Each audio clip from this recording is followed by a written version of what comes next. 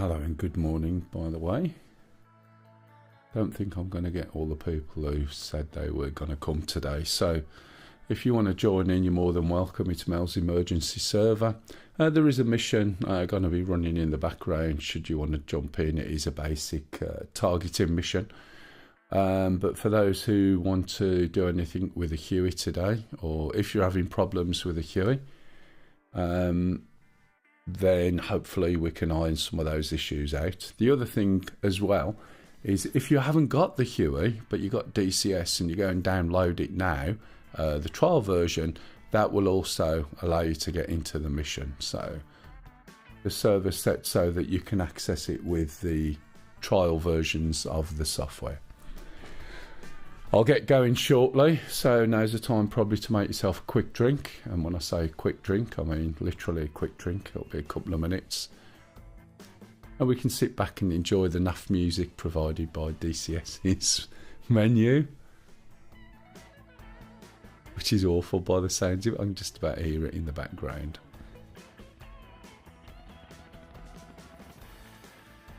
Hear the chuckling going on. If anyone's got any questions, as usually, please jump in and ask. This is a little bit more formal training today, rather than going through the missions and just getting shot to shit as we were yesterday. But we still learned something from it, so if anybody was watching yesterday, you'll find that despite being shot down multiple times by the same helicopter, it forced us into doing various things. Anyway, without much more, let's jump into the server. There it is. So if you want to join in, it's a Mel's emergency server, or it only says Mel nowadays. Password is Mel12345, or 1234 lowercase, one or the other.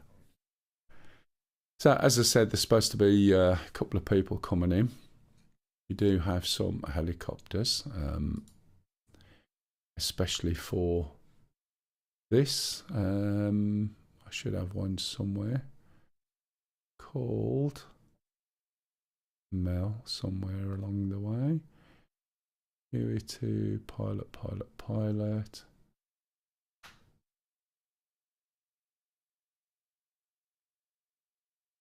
This is where I'm suddenly looking, thinking, hang on a minute. I've probably gone sailing past. Let's have a look. Yes. It should be up here somewhere. Pardon? Yeah, it's here somewhere. I've gone whizzing past it, as I can tell. You've gone too far. I've gone too far. Have I? Well, I've for some reason, I've just completely missed it.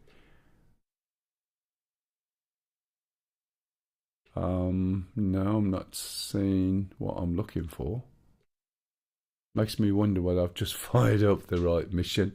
But hey.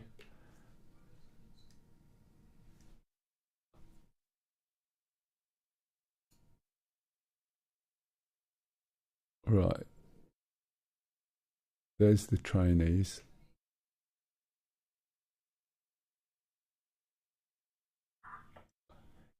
Why can't I see the helicopter that I got? It's between the MB339 and MI24. There it is. The way they order this is not great, is it?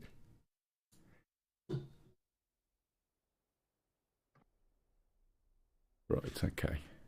Great. Thanks, Pup. I'm glad you're here. At least I know how to get into my own helicopter, eh? Right, so there's supposed to be a couple of people coming on. I know at least one of them isn't coming on. That one's downstairs. And there's somebody from Canada who may or may not come on account of it's probably 4 o'clock in the morning in Canada. And then there's somebody from Germany who is an hour ahead of us. But I'll get started. If someone comes in, then that's absolutely fine. I don't mind. If anyone's got any Pardon? That was an hour, a minute ago. There's a big delay. So I'm also broadcasting on YouTube as well. So if you go and have a look for Mel DCS, that's MELL DCS, you'll see the game how I see the game. So it's in 4K live stream, and it does look really good, basically. Okay, so this is the main trainer one we've got. What I'll do is go through the setup. I'm also going to switch on the axis so that you can see. And the idea of this, basically, the people who are supposed to be coming on, whether they turn up or not, I don't know. All of them have flown or fly the Huey. Now, one of them has started flying the Apache and is having difficulty with it. And when I asked what the problem was, and he told me, I said, have you got the Huey? He says, yeah. And I said, how does that work? And he said, I have the same problem. That tells me we shouldn't really be in the Apache just yet. As I was having a discussion yesterday on stream, if you want to fly the Apache, you start with the Huey. You don't have to buy it. You can use the free 2-week trial, which is enough. But what this will do is give you the fundamentals of how helicopters work. Excuse me 1 second. So by flying the Huey and getting the basics where there's nothing about systems, it's all you and your control, that's going to help. And then you move into the Shark and you learn from the Shark how the trim is working. We're not interested in the weapons in the Shark.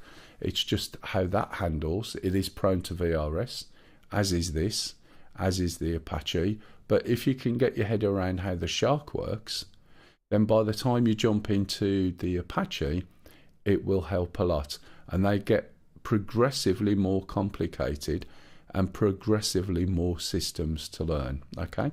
So always start with the Huey. If there's a sale on, which I think there is at the moment, the Huey will cost you 20 quid, maybe 24 quid. And it is one of the most fun modules in the game.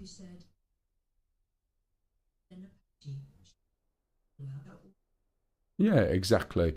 It's just the Huey is your baseline. And if you can get your head around that and get that level of control, everything else becomes easier.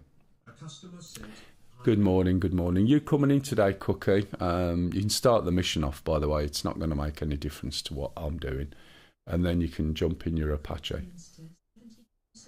Yeah.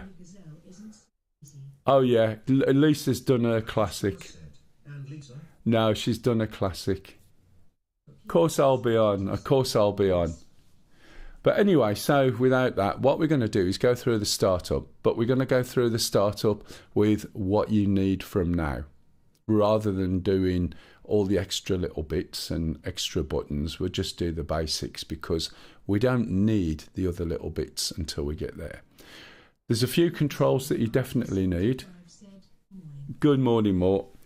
And that is your main axis. So if you're just starting out, you need to make sure that this, or the cyclic, is bound. You need to make sure that the collective is bound.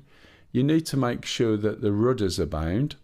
Okay, so you can move your rudders left and right, as my co-pilot's demonstrating there. It's even got bendy knees. Okay, you also need a trimmer. And we're going to go and have a quick look at the controls in a minute. Okay, and with those, that's probably enough. Now, there was a change a few patches ago where you have to do a little bit more RPM management. So I use an axis for my RPM.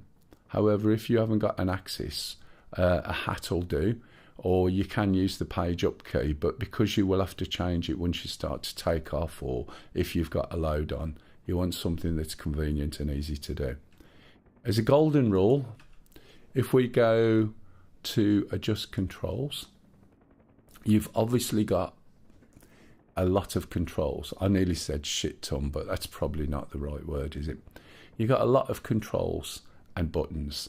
This is because it's a high fidelity module and you can click buttons in the cockpit. If you can click them in the cockpit, very often you don't really need to bind it. These are my controls. These are my rudders. This is my throttle. This is my joystick. Okay.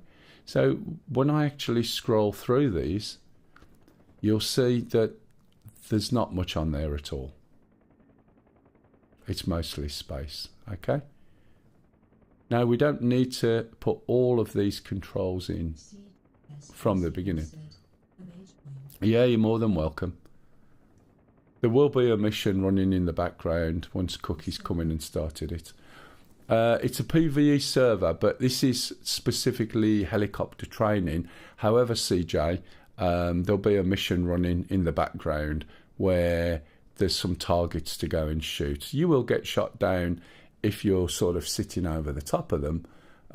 It's only like small arms, a bit of anti-air, and some tanks, to be honest. So it shouldn't really be an issue. So if we go over to the axis commands, by default, we can see these are everything but the axis. Then we'll see what axis we've got set up. So the ones we're interested in are these. So when I move my cyclic, you can see here that under the joystick setting, we've got joystick Y, which is forward and back or pitch. We've got joystick X, which is roll, which is left and right. And that's it. Okay. Down here, we've got collective. Now I have two throttles on my throttle, so we've got that. And we've also got the throttle itself. Okay. If we look over here, we've got pedals. Now, one of the things I would highly recommend, and this is always a bit of a chicken and an egg, I delete all of the settings for my controls when I start.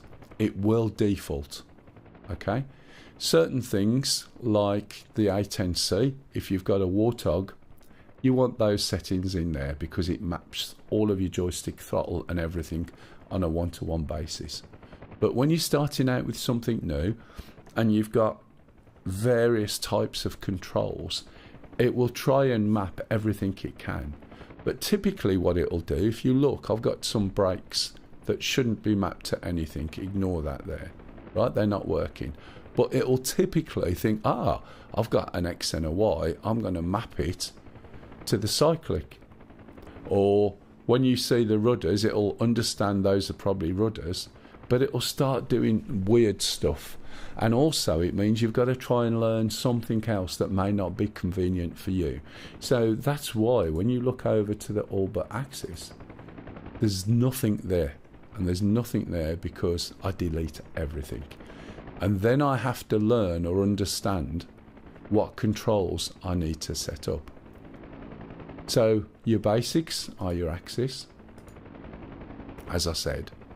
And then from there, you need to understand what else you need. By the way, the server is Mel Emergency Server. The password is Mel1234 or Mel12345, lowercase. Either one or the other, I can never remember.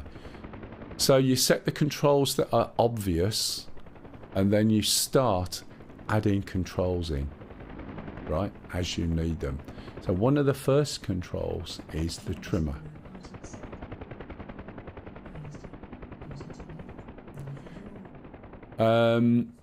I never use a bit of software.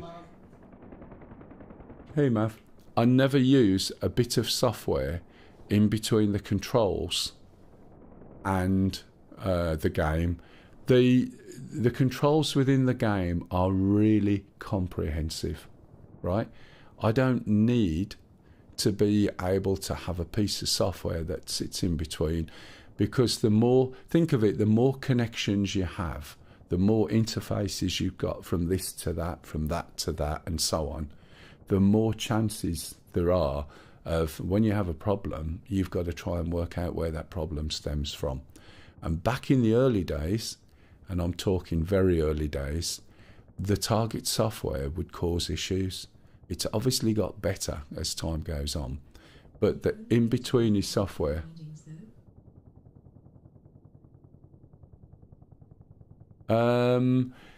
It depends what it is you're using.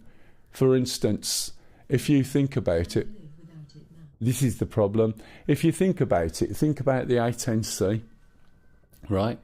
Everything works one-to-one. Everything. Even the strange state. So what he's referring to there is there's a certain type of logic on some of these controls where, for instance, there's something called a boat switch, and the boat switch has 3 positions.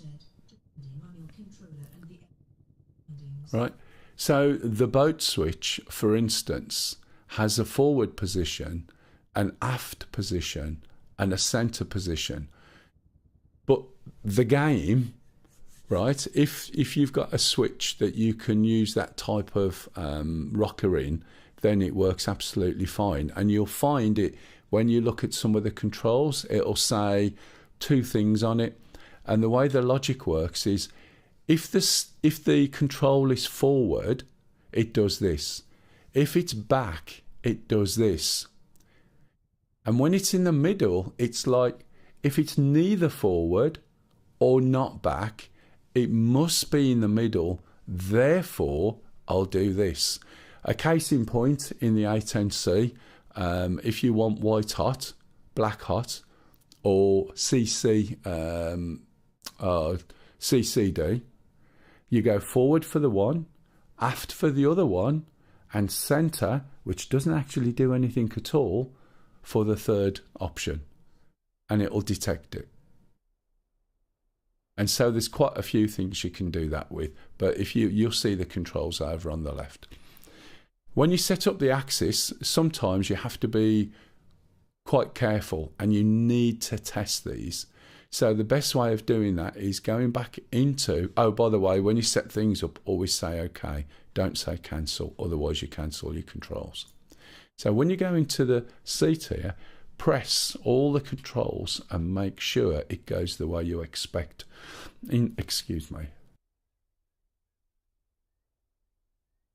In helicopters, you push right to go right and left to go left, okay? So you make sure when you push left, you see the pedals go.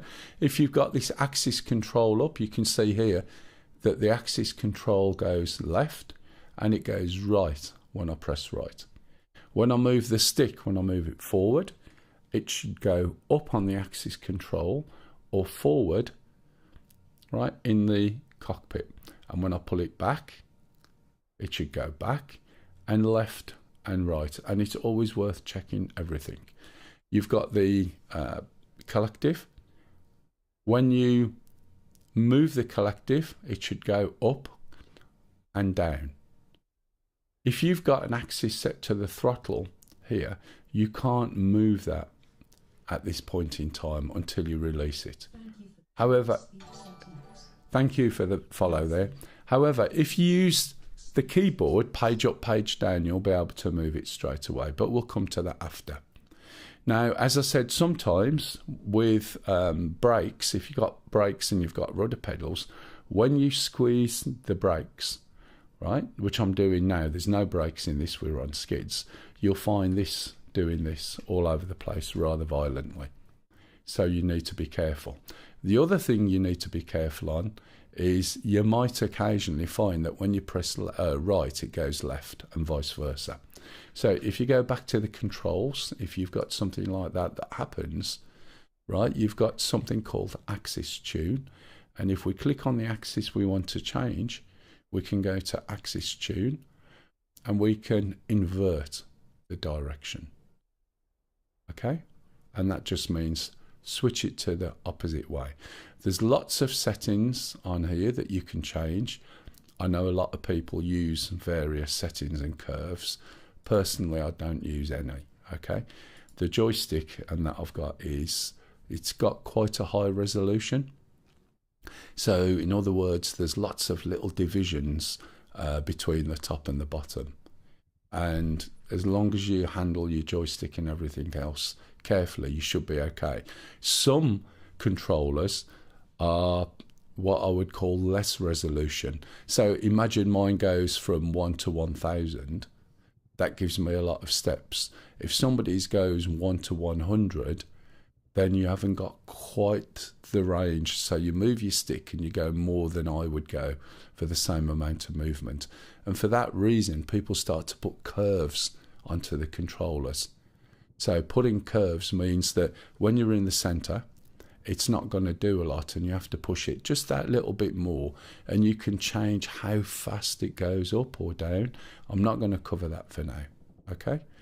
The other thing to be aware of with the helicopters is in most games, and when you fly airplanes, when you push your throttles forward, it gives you more of something, and when you pull them back, it gives you less of something.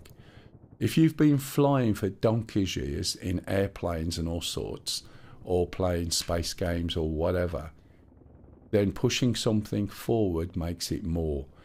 When you come into a helicopter, the choice is yours.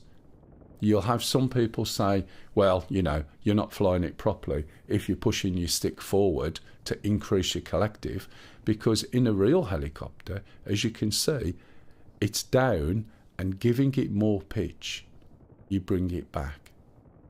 But if your head is set that whenever you push forward on your throttle, it increases something. Good morning. That's fine, Zerk. No worries, matey. Thanks for popping in. So if you're used to that, then you may as well push forward on your stick. However, that will start to come back. Okay? So don't let anyone tell you, oh, you're not doing that properly, you've got to pull it back. It's entirely up to you. It is your choice, whatever you're comfortable with. Okay? If we look outside the helicopter, I said this is going to be full proper training, by the way. We should see when we move the cyclic, i.e. your joystick, you see the conrods and swash plates moving. So that's all the movement, right? That's all the movement you're going to get. When I move left and right, you'll see it tilting. So what it's actually doing, right, is that is the whole of the movement left and right. And you don't realise that is the difference between doing one thing and doing something in the other direction in a very short amount of time. The impact that will have on your helicopter is huge. If we look at the end of the rotor, I'm now going to start increasing my collective. So when we talk about increasing the collective, what we're actually doing is increasing the pitch. Okay? Yeah. So it's basically, if I'm training, I'm easy to spot. So as I increase the collective or pull back, you see the pitch of the blades change. Okay? You see those rods in the middle come up. Okay? And that's what gives you more of something. Think of a screw. The way this helicopter works is basically air is a fluid. It's all about fluidics. And if you make the pitch greater, it will try and bite into the fluid or into the air more. Okay? If it's flatter, it's less. If you've got a screw and you screw a screw into a piece of wood, if you've got a very fine thread, right, then it takes a lot more turns to get it to move into the wood.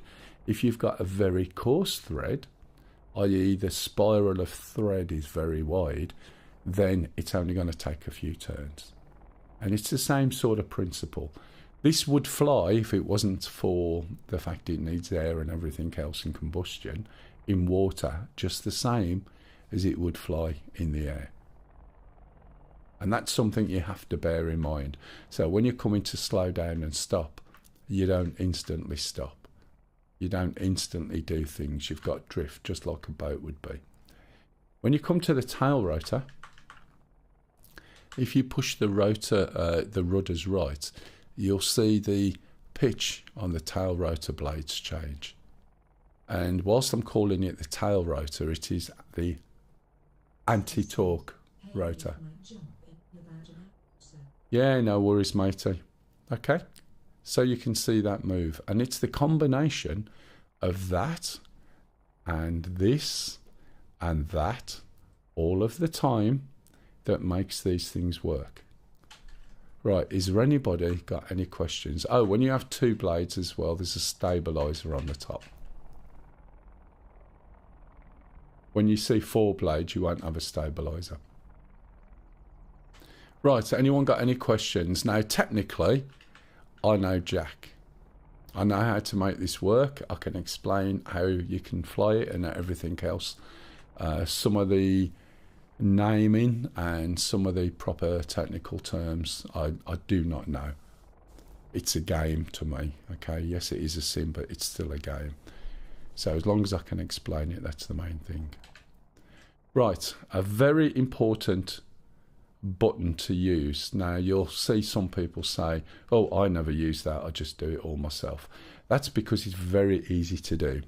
So if I jump out, and I'm going to leave the server now, and I'm going to go to the menu,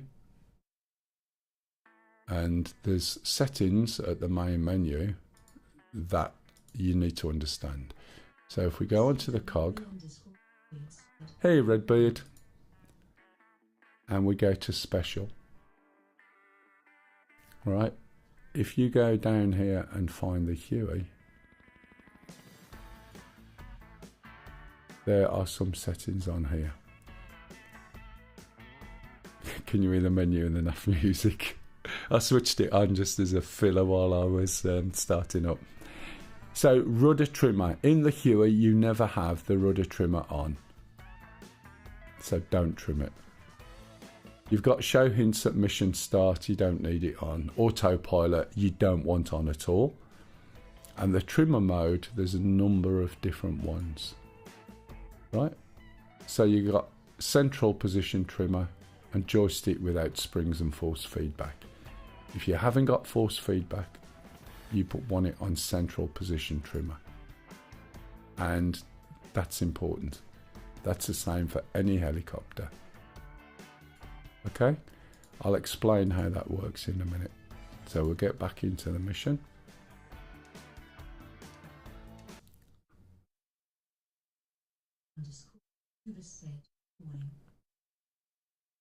Good morning, noob. You alright, matey? Right, now I've got to try and find my my helicopter again. Right, that's not me. That's not me. It's down here somewhere. There it is.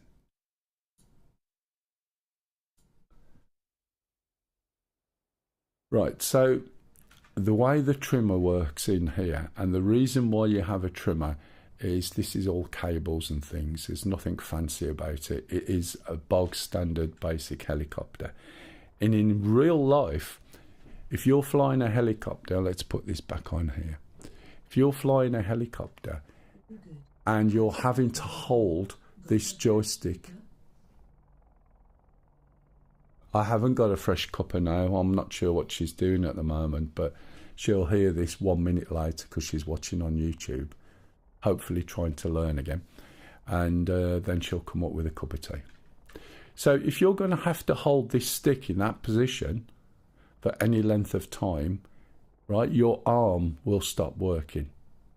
So you have a trimmer that you press that will hold that stick in that position. There you go.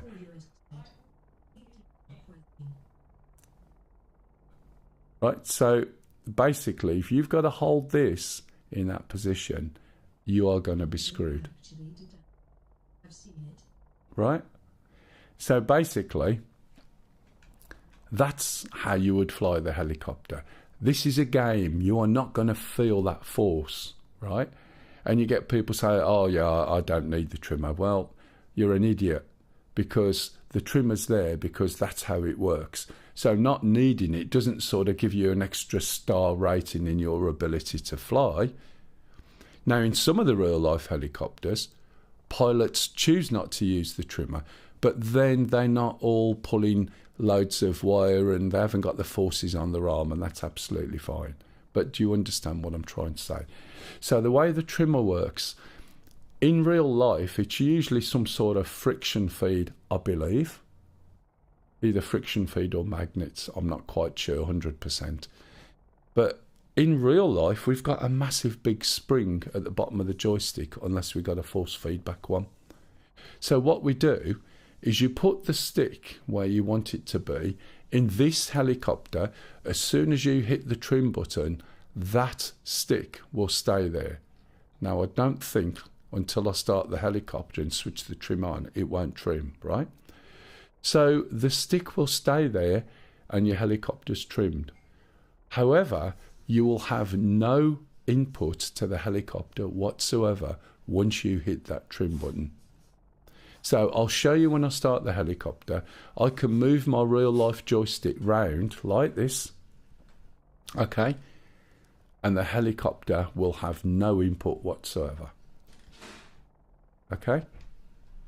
So when you set the trim, you need to relax the grip on your real life joystick so that the stick returns to the middle in real life. When it does, you'll see a little jump in the game, and your new center point for your real life stick is now based around the point you trim it. So your stick is here. When you move it, this will move accordingly. In some helicopters, there's another mode which is instant trim, and that one is a lot more difficult, and to be honest, I wouldn't even use it. I use the same method through every single helicopter. Just one moment, I have a visitor. You having a cup of tea? I would love one, please. Are we done now? Yeah, for now. Okay, thank you. Don't start! Hey. Don't put your hands on your head. I'm actually doing a serious step-by-step training session today. Oh, I love you too, Rook. Right. Sorry about this. Look, I've got 500 people waiting and you're in the way. Stop exaggerating, you big fat, not so fat exaggerator. Ajax. Just. See, this is the thing you have to put up with. You know, you can get a cup of tea out of her, but geez. Hang on a minute, there's a button here. What's that do? Oh, it doesn't go off. Come on, Lise. Move on. Shut up. Right, okay. 20 years, it never changes. What did he say? Nothing, Lise, your name wasn't mentioned. Hey, Vic. Ah, she's used to me. She never takes offence at anything I ever say. It's just my humour's fairly dry. And yeah, sometimes you want to hear our conversations. But anyway, so when I trim it, it will stay there. I have to relax the grip on my stick, and that's it. I've been flying this thing since it came out. I have had some breaks because it was like everything else, particularly a buggy. Yeah, she's like that all day long. When she used to work at the same place as me. Yeah, exactly. When I used to work at where I used to work, I said to somebody, yeah, you can tell when Lisa's outside, you'll hear her laughing. And about 2 minutes later, you could hear this witch cackle noise. And I went, oh, look. And you look outside and you see the far side of the car park. But, you know, right, okay. And relax. So basically, I'll show you that, okay? So that button you need to set. If we look on the controls, it's got to be under the orbit axis, and I believe it's T on the keyboard. So if you click on the controls and then select T, it will go straight to it, okay? So when you set a button, if you're not sure what it is, just press the button and you'll find it'll jump straight to wherever that button's set, okay? Thank you, darling. So, as well as having a trimmer, there is a trimmer reset. You may use the trimmer reset more in the Huey than anything else. You'll probably never use the one in the Shark. The Apache doesn't have one, except for the Blatters moan that much at Eagle Dynamics that they put one in that doesn't exist in the real life one, but when you get a noisy minority banging on, I just could not believe they added one in. And it's because people were going from airplanes, going straight into the Apache, going, I can't do this, make it easier for me. Anyway, right, we're going to shut the door. Okay, we're going to go through the startup. And the first thing we need to do is look up here. Now, we're only going to focus. You don't need a trimmer reset though. It's if you learn this and then you learn the shark and you realise that everything is a trimmer adjustment no matter what you do, you'll never need a reset. But people weren't used to it, and when the Apache first come out, it was a little less handler. You could do it, but you had to come from a helicopter background to do it. The rudder trimmer is there by default. So the Apache does have a rudder trimmer. So it's always trimmed. You shouldn't be turning it off. In the Huey, right, then you don't want the rudder trimmer. But in the Apache, you do want the rudder trimmer. And that takes quite a bit of getting used to. Right, okay, if we look here, we've just got a few little knobs and toggles. It is that easy to start up and that quick, despite the fact I've been talking for over half an hour, okay? We're going to move this little knob here to AC phase. This is the AC power. We're going to move this little knob here, 2 clicks to essential buzz. And all this is doing is changing what's displayed on the dial down below. Okay, we're going to put the generator on. Now, if you notice, I right-clicked there and it went up.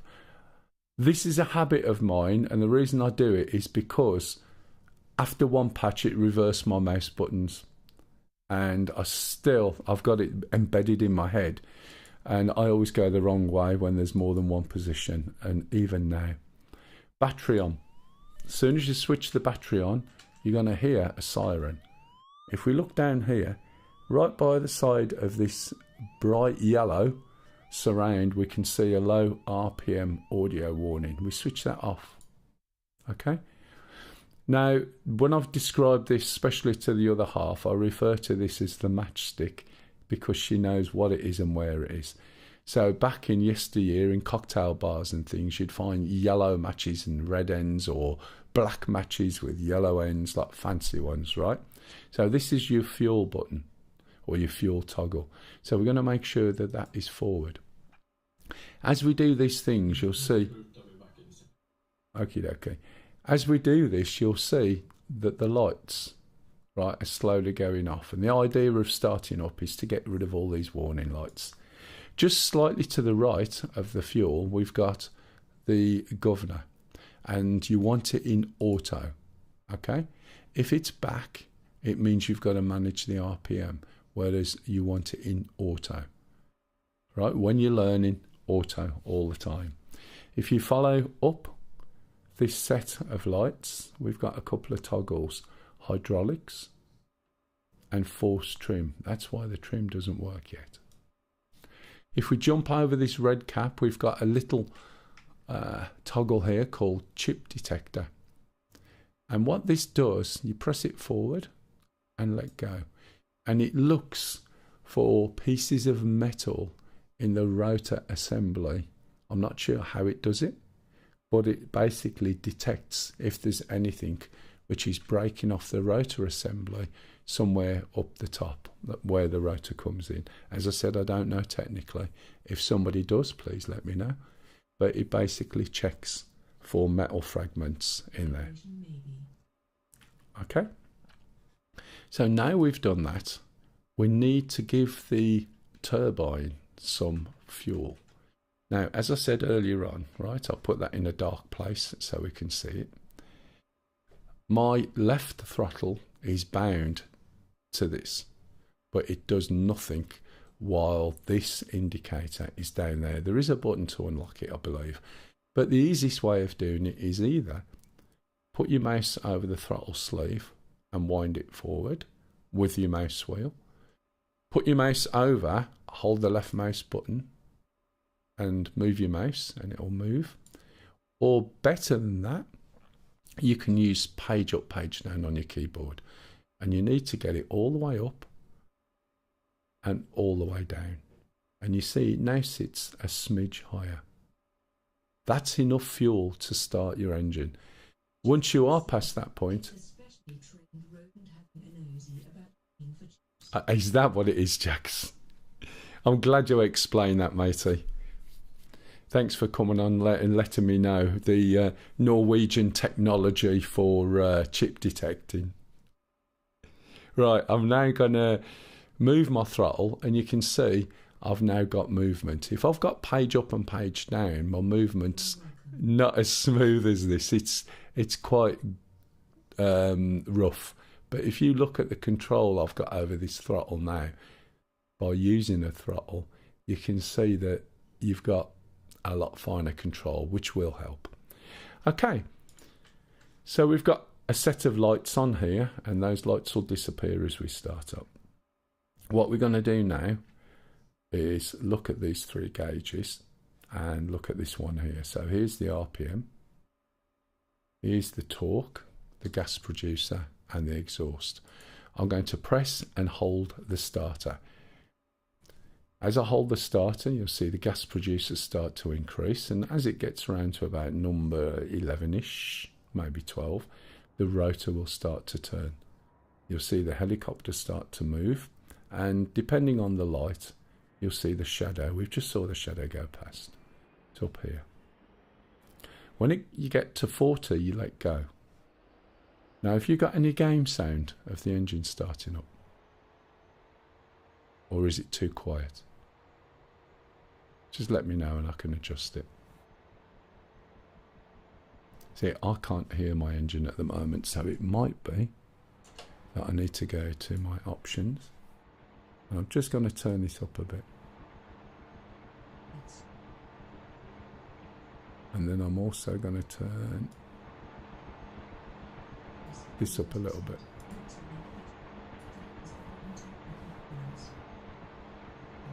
Yeah. There you go.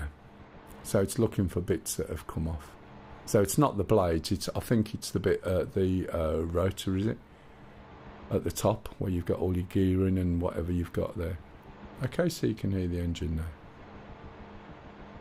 So if the engine isn't increasing, you can't hear it increasing.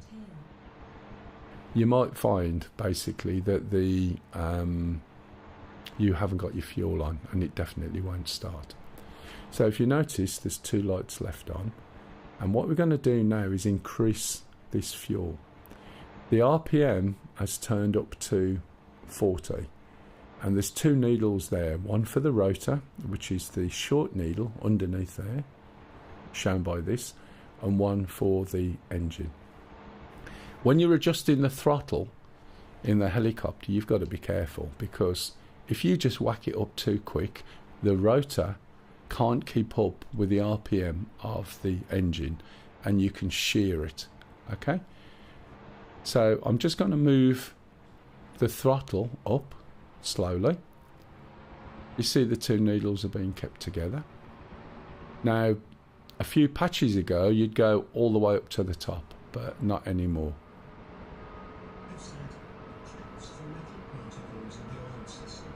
There you go, thanks Kev. So what we're going to do is put them in the green, okay, and towards the top of the green. Now if you notice, look where my throttle is, it's only, well, it's not even halfway. But as soon as the engine has got some level of strain on it, i.e. we're taking off, we're carrying something, we're slinging, then what's going to happen is the pitch of the engine that you can hear will start to drop, and the needles will start to come down, and you won't get lift. So you need to increase this once you start to move. So there's an extra thing in there you need to be aware of, okay? Now that that's on, we can carry on with the rest of the startup. So we look at the two warning lights, and we can see that one's an inverter. Oh, whoever's going there, don't do that, because I need the other mission for Cookie. Cooker, do you want the target stuff on? Okay, that's fine, that's fine. In which case, yeah, no worries. So basically, we've got two things, the inverter and the IFF. The IFF is this radio system here to the co-pilot's right knee. And all we've got to do is turn this big knob on the right, one click, and you'll see that goes off. All of these buttons that move do absolutely nothing, okay? The other thing is the inverter. If we look back up at the panel that we started with, here's the inverter. So I'm going to click the inverter down, down, okay? And I'm going to move the starter generator down. So the helicopter is basically started up. There's a warning light here, and the reason for that warning light is when we look out the front, okay? Unless we look down here, we're not going to see those alarms. So what will happen is the warning light there comes on when there's an alarm down there. If you're flying in the cold, you'll find your blades are tending to freeze. So it'll come on, tell you down here, and we switch the heater on, okay? This will stay on until you've sorted out the problem. The way you get it off is you go up to the top left of the alarms and you right click to reset, and that resets. If you left click, you're doing a light test or a lamp test, okay? So there's one final thing we need to do before you fly, and if you're not aware of this, you're going to get into a few interesting issues. There's two compasses in the Huey. The one on the right sticking out here is a magnetic compass, and the one on the left here is an electronic compass. And this used to happen with helicopters. It's only been recently that I think, you know, they moved away from manual alignment. But you need to make this the same as this here. And that is about halfway between the 15 and the south. 1, 2 and a bit, 1, 2, just over towards the south of it. So I'm going to turn this little synchronizing knob all the way around until this little triangle at the top, see this one there, is pointing at the same place as there. And I want you to observe this little hole. There's a hole there and you can see a cross. So as I start turning, right, you can see where we want it to be, which is there. You'll find that cross will turn into a circle.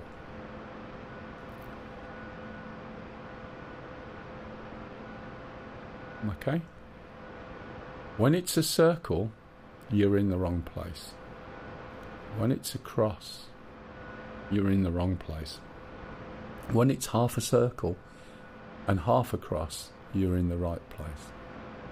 Now, as I said, it's a little bit more towards the S. Now, according to me, it's round about there. Okay? Now, it's difficult because the graduation on here, there's not much movement, but that's going to be round about right. And this means that now when we use this compass, we'll be going in the right direction. If you don't set it and you've got a direction to go, you'll be in the wrong way. Okay. Has anyone got any questions so far? Now we've got hydraulics and everything, let's have a little look at the trimmer. So what I'm going to do is move my stick, and I've got to be really careful what I do here because it's possible I can knacker the helicopter. So I'm not going to move it loads.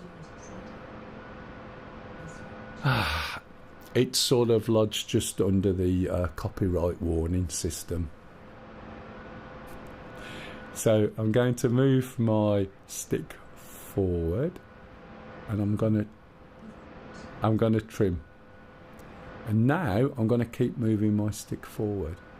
And my real life joystick is all the way forward, all the way left, all the way back, all the way round to the right, okay? And back all the way forward. And nothing moves. And this is something you're going to forget when you're learning.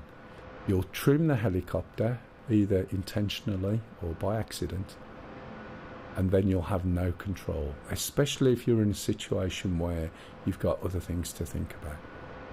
As I release the stick in real life and it touches the middle, you'll see the stick in game do a little jerk. There it is. My real life stick is now centered, and my in-game stick is forward by this much. When I move my real life stick forward now, it will move the in-game stick up from where it is. See, the helicopter wants to do things, so I have to be careful, you see. Well, this is just fingertips. The reset will move that back to the center. It's not something you want to be doing when you're sort of going like a bat out of hell. That's got another button round by the copyright thing, all right? And it takes a bit of getting used to. Now, for years, I'd say to people, adjust your trim and then take off. But then somebody who flies helicopters said, no, you never set trim when you're on the floor. Okay, so you don't do it. So now we're ready to take off. Okay, at last I hear you say. I'll try and get into a view so that you can see what my joystick's doing. Now, for me to take off, I literally need to start increasing the pitch on my rotors. Yeah, exactly. So I'm going to increase the collective. That's going to increase the pitch. As I increase the collective, I'm asking more of the engine because I've got to lift up this weight, and you'll hear the RPM go down. You'll also see possibly the needles go down, and my lift is going to be sluggish. If I've got any lift at all, the helicopter's going to go forward and roll to the right. And the reason it's going to roll to the right is because we've got this big heavy blade rotating round that's spinning. And that's going to try and spin the whole helicopter round with it. So this is why we've got an anti-torque rotor. So how this is going to work is I'm going to give about 30% to the left of this lower left quadrant of left rudder, round about here somewhere. As I start to increase my collective, my other fingers on the same hand will be very slightly adjusting, right, the throttle. Here's the collective, by the way. This is the throttle. At the same time as that, as I go light, I am going to move my stick from the position it's in slightly back and slightly to the left. That's because the helicopter is going to go up, go forward and roll to the right. So by moving this in the opposite direction, then I'll try and stop the helicopter from going around over there and dropping out the sky. If I give it too much collective, I'm going to go up too high. So I'm going to give it a little bit so it just lifts me off the ground. Okay? If you let the helicopter start going forward, because it's moving, it's going to induce lift and you're going to get higher and higher and higher. And very often when you first start, what will happen is you'll get higher, not necessarily in control, and you're never going to be able to come back down again. Or you will, but you'll be in a ball of flames, trust me, that's what always happens. Now, when I've taught people, and I know this is a bit protracted, it's nearly, 50 minutes since I started talking about this, all of them bar one have not only learned how to take off, how to hover, right, in ground effect, they've also learned how to go and pick up a box using a proper sling, which is one of the most difficult things to do.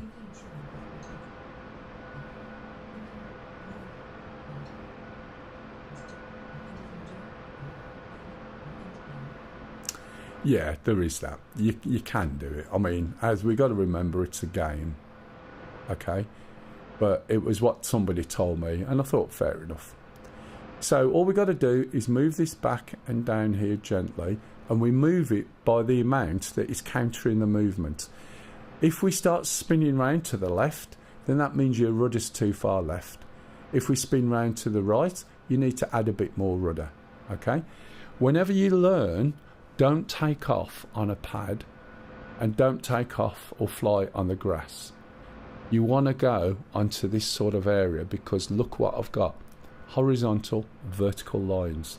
I've got a really good point of reference. So I can see what my chopper's doing all the time, okay? If you're over the grass, you've got the dust from the grass moving in all directions and the wind effect blowing stuff around like you can see over there. And it's a little bit disorientating. So, without much ado, let's give it a little bit of left. Start increasing the collective. Listen to the engine.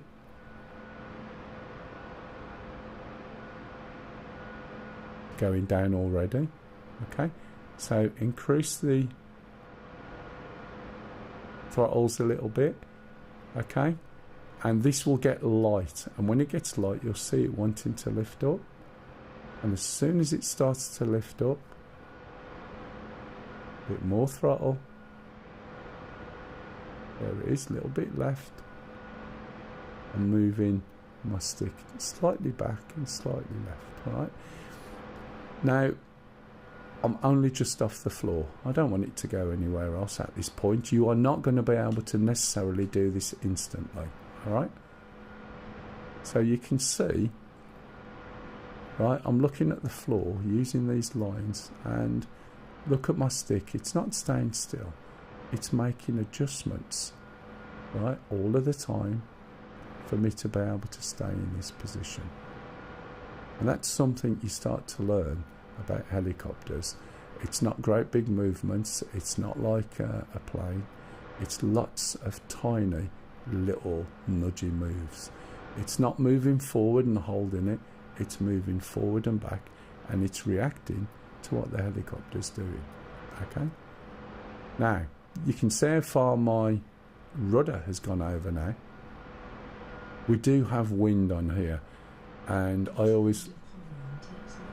Yeah. You're not going to be able to do this, trust me. But I'm going to show you a way how to get into a hover in ground effect, right? And then we'll use that. And then what you can do, and I haven't got any sling loads on this particular mission. Okay. So I'm going to come back down again now, and I'm just going to try and get as still as I can and just reduce the collective, and then just pop the helicopter back down again. Now if I would have gone zooming off forward, then we'll get lift.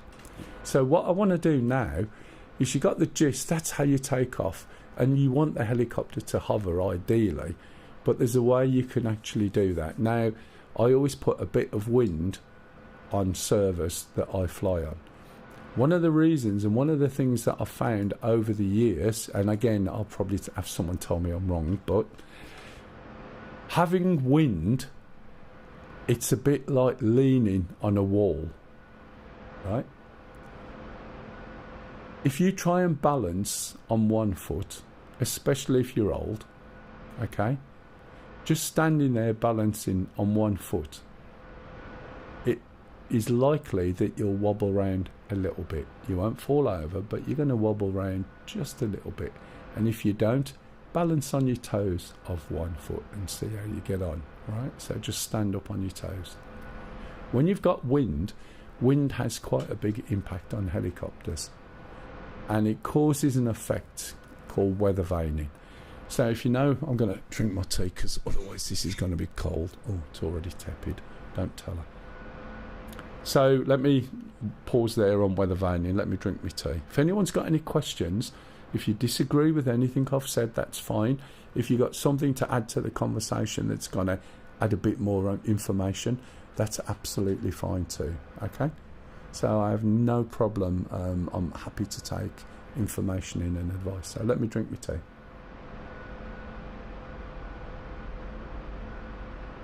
And no one's got any questions so far? Are you just all bored shitless that you're going to sleep?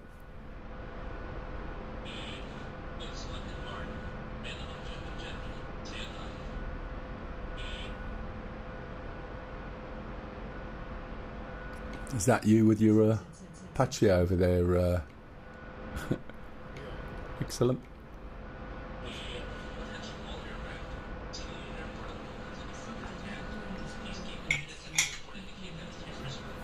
You actually, people are paying attention.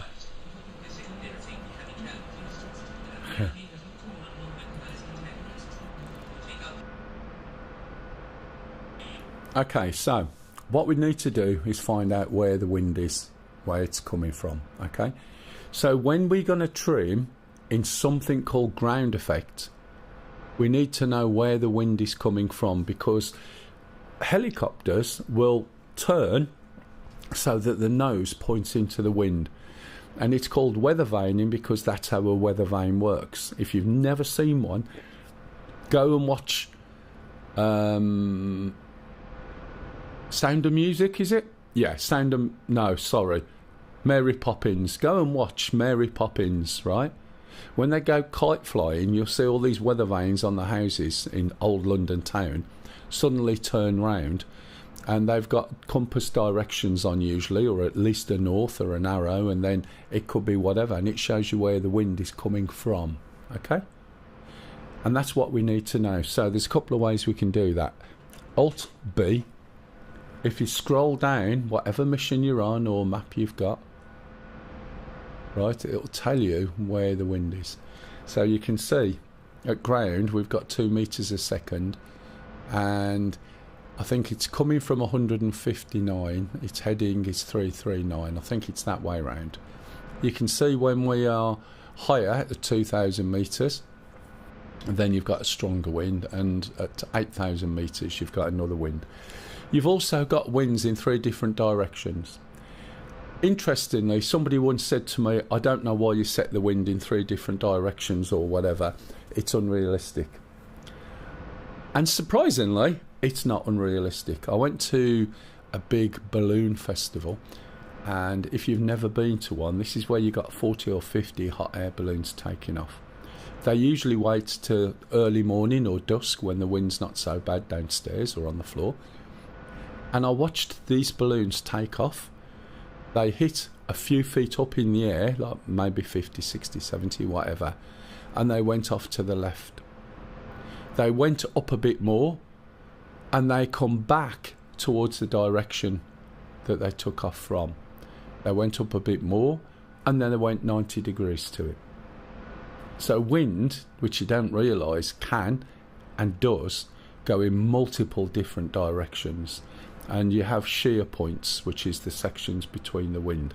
Obviously, if you've got hills, trees and things, that's going to make a difference. But I was gobsmacked at how much the wind changes.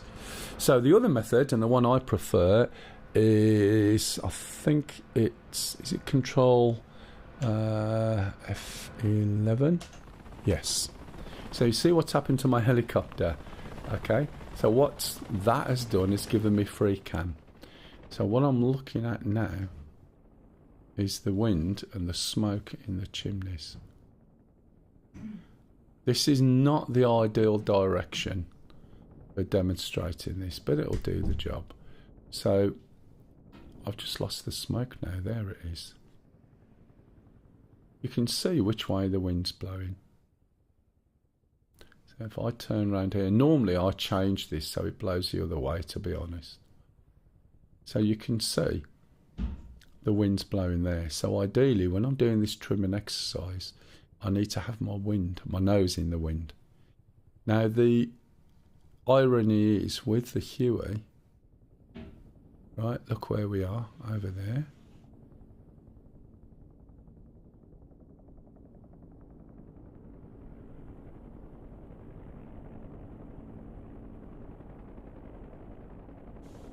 Oh, where am I? Down here. So I need to be looking, you can see the wind over there. So I need to be looking over in that direction, okay? The Shark is much more influenced by the wind than this helicopter is. So what I'm going to do now is I'm going to take off and put my nose towards where the wind is, right? Because I reset the trim, the takeoff is going to be the same as it was before. I'm just lifting up and I'm going to turn around and look more or less in that direction. And I'm going to pop the helicopter down. The reason I'm popping the helicopter down is because I'm going to explain to you what I'm going to do. So when I get myself into a hover with my nose into the wind, I am going to trim my helicopter. And you can tell when I trim it, because when I reset my stick or relax the grip on my stick, it's going to wobble like this, or a little wobble. Now, the interesting thing is what I'm doing with the stick. Now, at the moment, I fly with a 60 centimetre extension. And what that means is that I have to move my stick a lot more than I used to actually make the stick move in real life. However, it's still a small amount. Now, when I was hovering before, you could see the stick doing this, okay? When I try and set this trim up to trimming ground effect, then I am going to be making lots of small, quick adjustments. If I lift up my nose after the initial trim and I'm sitting there and I start to drift backwards, I actually need to make an adjustment and move the stick forwards. If I just press the stick forwards like this, that's no good at all. So think of it, I think this one works. Think of having a ball on your desk. You've got a perfectly smooth ball sitting by the side of your keyboard. There's no obstacles in the way. If I said to you, I want you to make the ball roll to the back of the table, you'd put your finger by the ball and you just give it a little shove, and that ball would roll all the way to the edge of the table. No problem at all. So we're changing its state. We're adding some energy, changing its balance, okay? If you think of it that way. If I said to you, I want you to move the ball forward half an inch, half of you are saying, what the hell's an inch? Say 12.5 mil, approximately. You've got to give enough energy or unbalance the ball a tiny little bit. And the only way you're going to do that is by keep adding a little bit more pressure on the ball until it starts to move. And as soon as you see it moving, you'll release the pressure and see where it goes. And you might find it goes less than 1 inch. So you'll add a little bit more. And you're sort of constantly applying a little bit of pressure with your finger, just not quite flicking it, but just giving it little nudges, little nudges, little nudges, until you can move it for 1 inch under control. And that's how you visualize this. So we're unbalancing the helicopter a little bit to make it move in the direction we want, with lots of tiny little movements. Those movements in this with a 60 centimetre will look a bit like this. You can see that moving forward and back, right? So I nudge it forward, relax. Nudge it forward, relax. And I keep doing this until that I can see that the helicopter's starting to move forward. And at the point where it feels like it's nearly stationary, I set the trimmer. And you'll see the trimmer because this will wobble when I put it in the middle. And it's tiny little movements. And the reason I'm showing you is when I used to have my joystick on my desk, right, you would not see the stick in-game move. And you would not see this diamond move. Okay? You just didn't see it move. That's because the Warthog stick, I could make the helicopter move by putting pressure, right, on my hand, such that I could feel the pressure on my fingers but didn't need to move the stick. And I was like gently squeezing the stick, for want of an expression. So it made it difficult to see what I was doing. So that's what I'll be doing. Hovering in ground effect is a very specific phenomena. Excuse me. When I say excuse me, I've got a persistent cough, so I have to cough. If suddenly it goes quiet, I've either dropped down dead or forgot to unmute my microphone, so please shout out. So what I'm going to do is make those small adjustments until I can get the helicopter as stable in the air as I can. Ground effect is approximately, somebody please give me the proper figures, 1.5 times the diameter of the rotor. So as long as I am within that 1.5 times the diameter of that rotor high, then I'm hovering on what we call a cushion of air, and it's a bit like a hovercraft. So remember what I said about the way the rotors bite into the air, they pull the air down, and now it's hitting a hard surface. So that hard surface is bouncing the air back up, and it means I can sit on that cushion of air.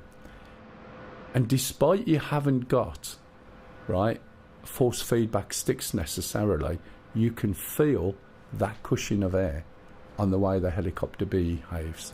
It seems really odd, but it's true. And when you start to fly a lot, you'll feel it kick in, okay? And you just feel it through the controls. Even though they're not actually moving, you'll just feel it with what your eyes see and your controls. So now I'm going to get up into this hover, and as soon as I'm into something nice and stable, I'm going to trim it, okay? So let's find a starting point. So I'm going to call it there. Trimmed, let go of my stick. We're drifting left, right? Right, sorry. So now I'm making adjustments. See my stick? Going backwards a little bit. Making adjustments. I'm going to trim again in a minute now. Relax my grip. Now we're still going backwards again. Okay, remember it's windy. I'm also turning around a little bit more to the left, making adjustments. I'm going to trim it again in a minute now. And each time I'm doing this, the amount or the speed it's moving back is reducing, I hope. Trimming it forward a little bit, trim. So slowly, even though it looks like I'm moving a lot, it's not actually that much outside. Going to do it again. Forward, forward, forward, middle, middle, middle. Relax. Trimmed. It's drifting a little bit. You see how I am off? I'm off the floor. I'm going to do it again. So I know it's in that sort of direction. Trimmed it again. And each time I do this, you can see the helicopter's getting more and more stable. We've still got a little bit of a drift, slightly in that direction, so I'm going to move, stick a little bit more there. Now for some reason I'm starting to whisk back a little quicker, I don't know why. Trim it again, a little bit too much, so I'll go in the opposite direction. And you can actually, when you're learning, take ages doing this. So when I was getting over there, I started to go back quite quick. Now you will find buildings, obstacles, trees, other helicopters will have an effect on your helicopter while you're doing this. Now you'll get it to a point like here where this is quite well balanced, right? Now I'm still moving around, which is fair enough, but what it means is my point of reference on my real life stick, which is now here, means that if I want to stop this from moving now, just by holding the stick, watch. Okay, so the input to my stick to make it stop like that is so small, right, that I barely move the stick now. Now I can do that and trim it while it's there, and that's not a bad hover, you know, especially hands-free. You'll find as the wind blows a little bit, but it is weird, look, sort of moving back quite a lot. So whether that's just something to do with the wind or what, I have no idea. But you can see how you can adjust it using these horizontal and vertical lines. You can get this trimmed to a point that it's quite good. Okay. Now, when you're on this cushion of air, think of it like air hockey. I'm going to put some forward motion in. And again, nudge it. Wait till it moves forward. Watch what happens.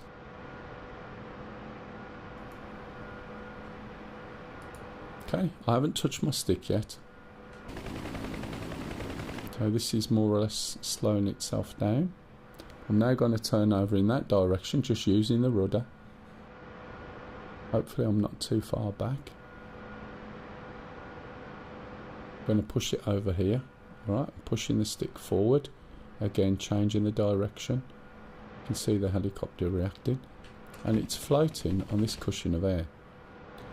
Now what should happen, he says, if I turn left and put my nose back where it was, when I trimmed it, which is over here somewhere, the helicopter should at some point slow down and stop all by itself. Okay? And it'll do that in the direction that you've trimmed it. That's not too bad. It's still moving a little bit. Let's move a little bit more to the right. So it's balancing against the wind based on the direction that I set it. It is moving a little bit more than I'd like, but that's fine, because as soon as I put my hand on the control, you can see I've got full control of it, okay? And that's trimming in ground effect. Now, what you've got to be mindful of with ground effect is that that will occur over any solid area. So if I'm flying over buildings, I'm going to get ground effect. As soon as I'm off the edge of the building, that ground effect is gone. When I'm on a ship, I'm going to get ground effect from the deck of the ship. But remember, as soon as you move off the edge of the ship, that ground effect's gone. So that cushion of air suddenly disappears. Okay? But once you can do this, it means you've got this level of control, right? Utilising the trim in with your helicopter. So there's now you can move it and put it exactly where you want. It's not about how fast. It's just having control, and that basically is how you start to master helicopters. So what can we do with that now? We can use this while the helicopter's under this level of control. We can make it go faster. Again, I'm just nudging. If you go too fast, you're going to climb. Okay? We can push it in any direction we want it to go, sideways, forward. Again, lots of little movements. We can utilise the rudder. We can basically control it and do exactly what we want with it, however we want. Okay? Now, if you try and go up a mountain and you're low, you're within ground effect, the ground effect is going to be coming back at you at an angle. And what that angle will do is push you down the mountain. And because it pushes you down the mountain, you'll find yourself slowing down and struggling to get up the mountain. So what you're going to do is increase the collective to give you more power, increase the RPM because now the helicopter's straining a little bit. And the more you give it, the more the ground effect is going to push you back down the mountain. The more it pushes you down the mountain, you're going to give it more collective and more RPM, until the point that your helicopter bursts into flames. And that's exactly what happens.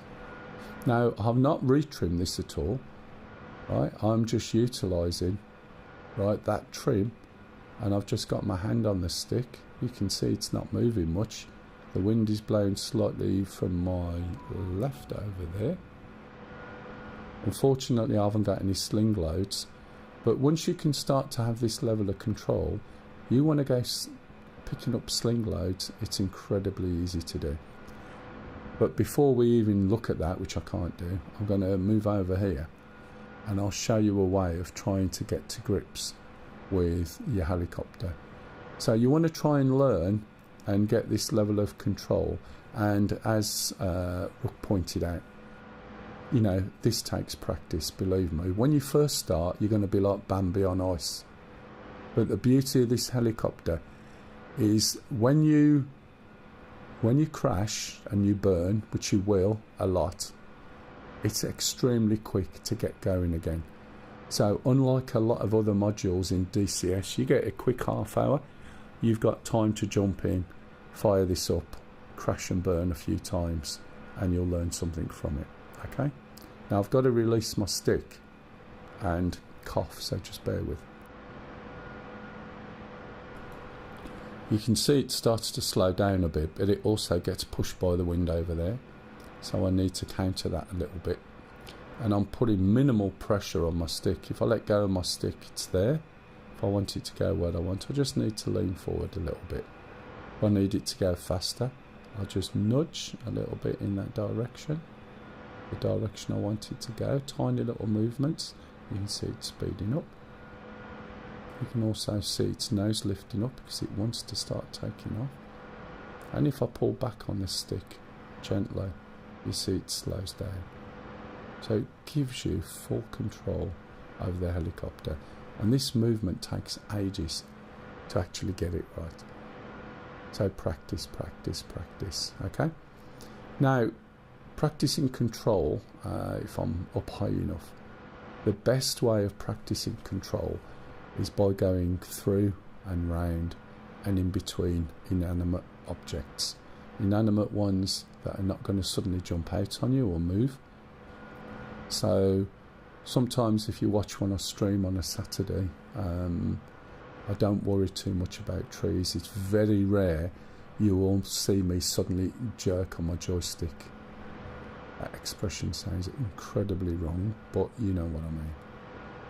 Everything's got to be smooth. You never make any jerky movements. You try and understand what's happening and anticipate everything. So if I want to go through gaps in these trees, I'm looking at the gaps.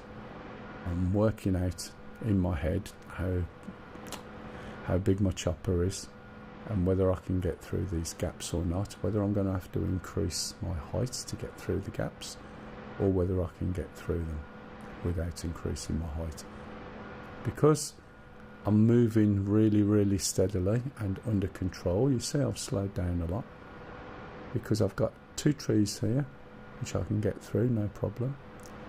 I've got a tree over there that I can get through without a problem, he says, but I've got a tree in the way. So I am going to have to start lifting up to get over the tree in the middle, and I'm doing it really gently.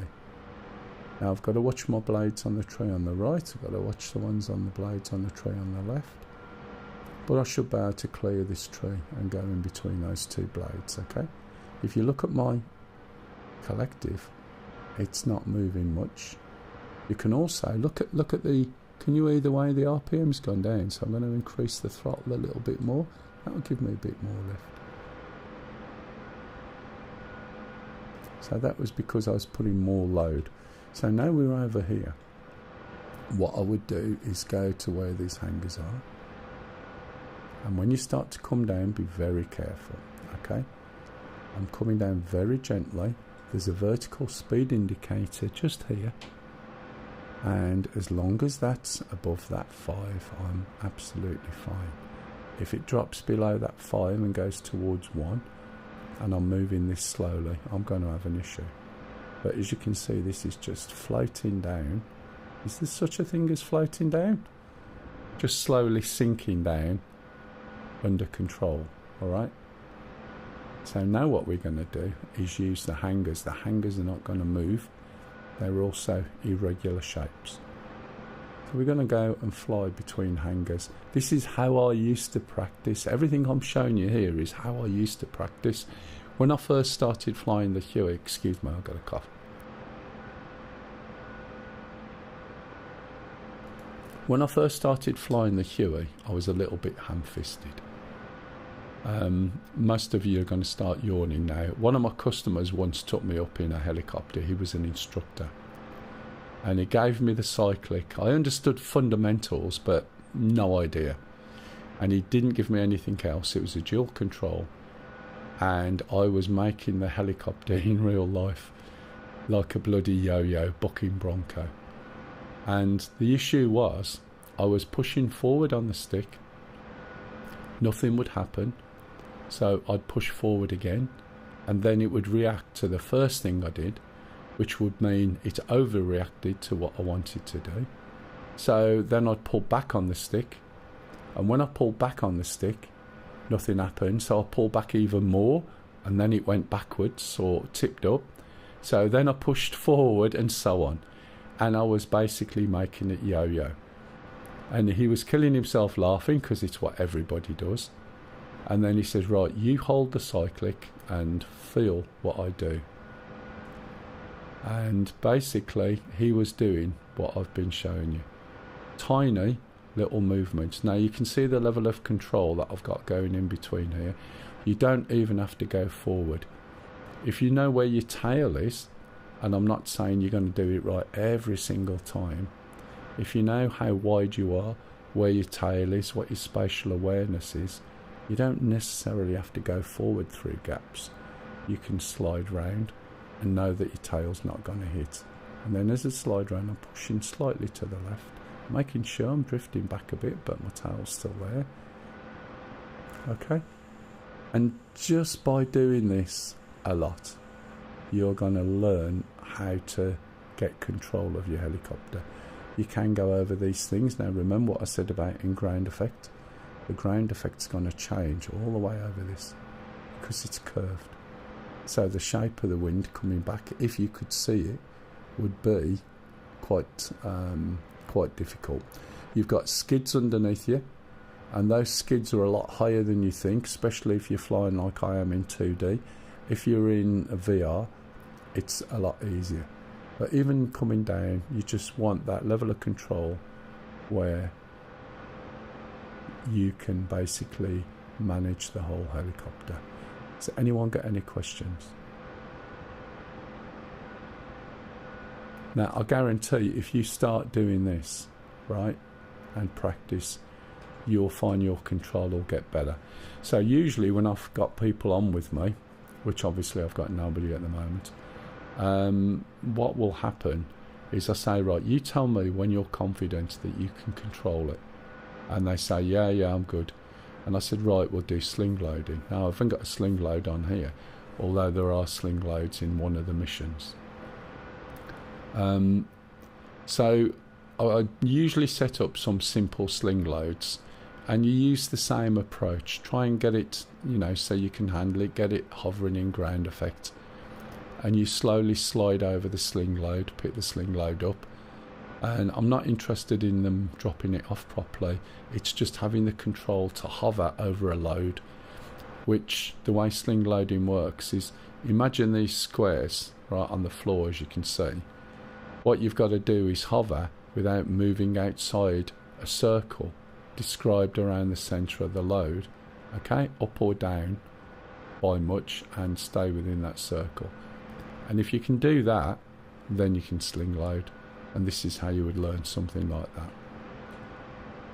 And then once they've done it, and I let them do 2 or 3 easy ones, I've actually got cargo sitting on the top of a roof of a building with a big eave, so it's like pointed at the top.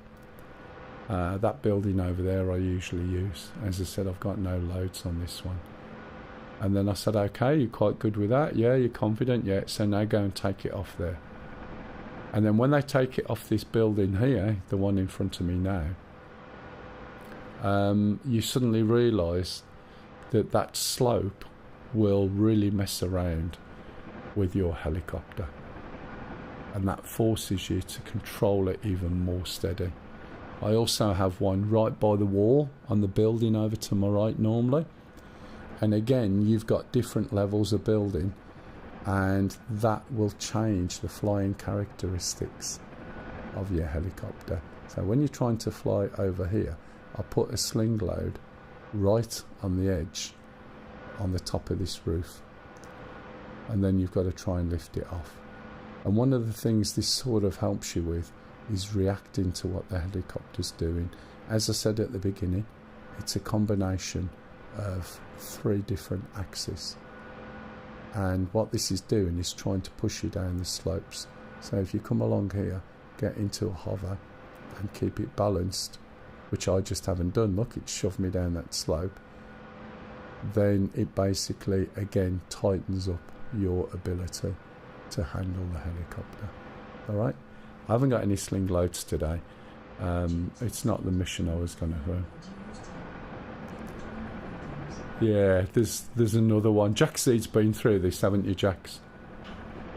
Did it help? I've taught quite a few people the helicopter. So when you go over here, this isn't me just being evil. There is a bit of it.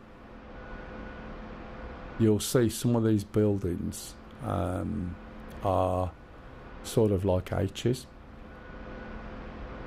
So if I remember right, it's over here somewhere.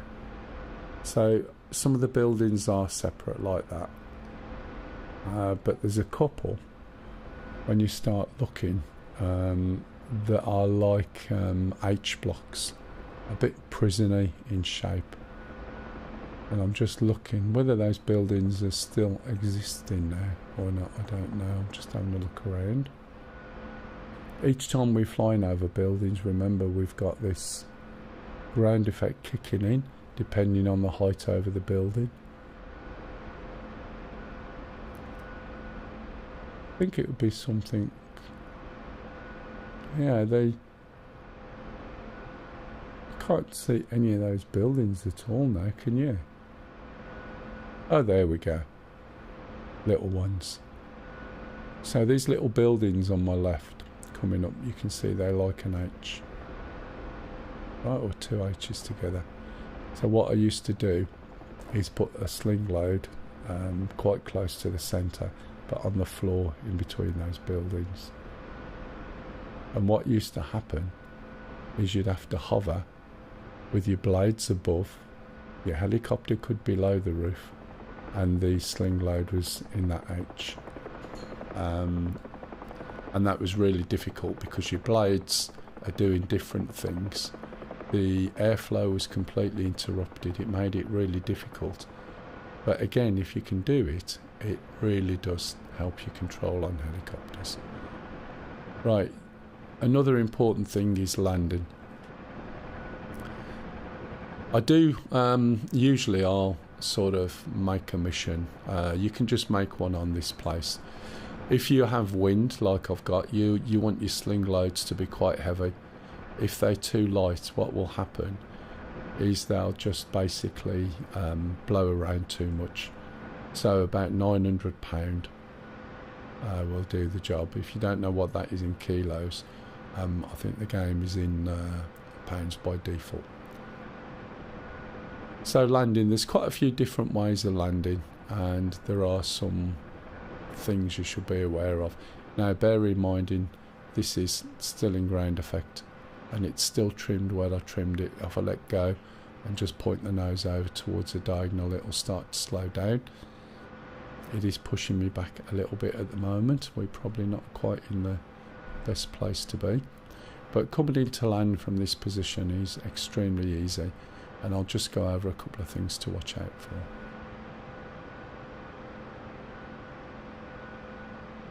I'll go and put myself on the tarmac again, and we'll look at how to climb.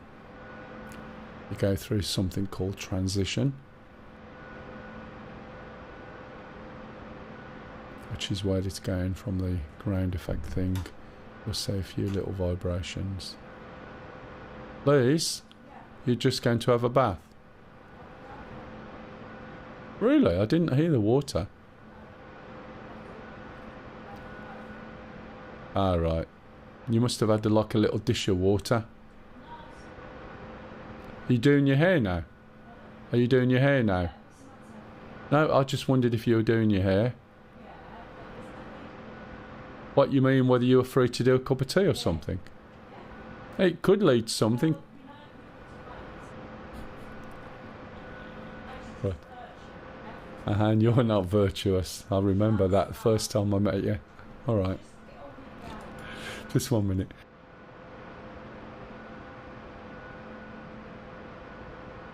It's alright, sorry, I've got a cough and have to mute the mic when I'm coughing.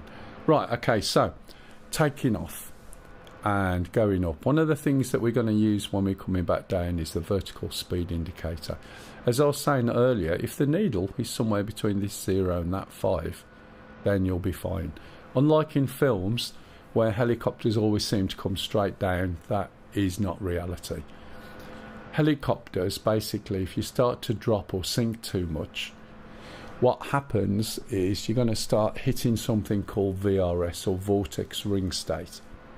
So basically, I haven't got the video to watch, but if you Google it, you should be able to find it. So the way that airflow works around your blades is in a very nice, regular pattern, okay? And that airflow is what keeps you in the air. If you start to descend too much, you start running into your own air that you're pushing down, and that airflow becomes turbulent. When it becomes turbulent, the air's all over the place and you've got no lift and you will sink. Okay? When you start to sink, the most obvious thing to do is more power, more collective, right? The more collective you add, the more you will sink and faster. So you get into this mindset of trying to stop it from going down by making it go up, but what you're actually doing is making it go down faster. And it's called the vortex ring state, or VRS. All helicopters are susceptible to it. This, the Shark, quite a lot, and the Apache. The Apache isn't as bad as it was. The reason why you do that is you've got no lift. You're giving it more power. You're asking the helicopter to give you more RPM, more torque and everything. But it can't, because you'll hit a limit and it can't give you any more. So if your RPM's too high, it'll start to lower it. And it usually lowers it off the top of my head on your anti-torque rotor or your tail rotor. So you'll get something called loss of tail effectiveness. Again, if I'm getting this wrong, please jump out and let me know. And when that starts to happen, you are going to get into trouble, because then your rotor will start to go. So you're trying to give it more when it can't give you more. You're over RPMing or over torquing if you're in the Apache, and you drop out the sky. So the way to get out of it is to flatten your blades, i.e. push your stick down, okay, or pull your stick back depending on how you've got it set. Make the blades flat and push the helicopter in any direction with a cyclic, and that's all you've got to do. So once the blades are flat, you've got more of a disc. It's reduced the need to increase all the power, the RPM and everything else. Once you press your cyclic, you're moving out of the, I was going to say turbulated air, the turbulence, and you'll start to get lift again, and then you can start to give it more collective. And it takes, if you spot it, it can take you about 10 foot to recover. 10 foot is 3 meters ish. That's all that's needed to recover. If you Google real life VRS, right, there's a good one where somebody's trying to hover over some water and he just loses it. That's it. And it just plops in the water. Unfortunately, there are also cases where people died because when your helicopter drops out the air, it drops out the air, there's very little you can do other than try and recover. And it depends how you got in that situation in the first place. But you'll see it with lots of helicopters. Massive ones trying to pick up heavy loads. You know, as soon as that load starts to impact the helicopter, it's like something pulling you down. So if you go with a heavy load and you start to descend, it feels like something's sucking you down to the ground, believe me. So be aware of that. If you're moving, this is not so big of a problem. If you're trying to hover and come down with hardly any movement, which you can see here, then this is critical. So let's have a little look and see what we can do. So I'm going to lift up. Once you start moving and you're out of ground effect and you don't have to worry so much about the torque. So what I'm going to do, I'm not going to do much else. I'm just going to push this round here. Keep pushing the nose forward. You can see we're getting faster, and look, the helicopter's going up.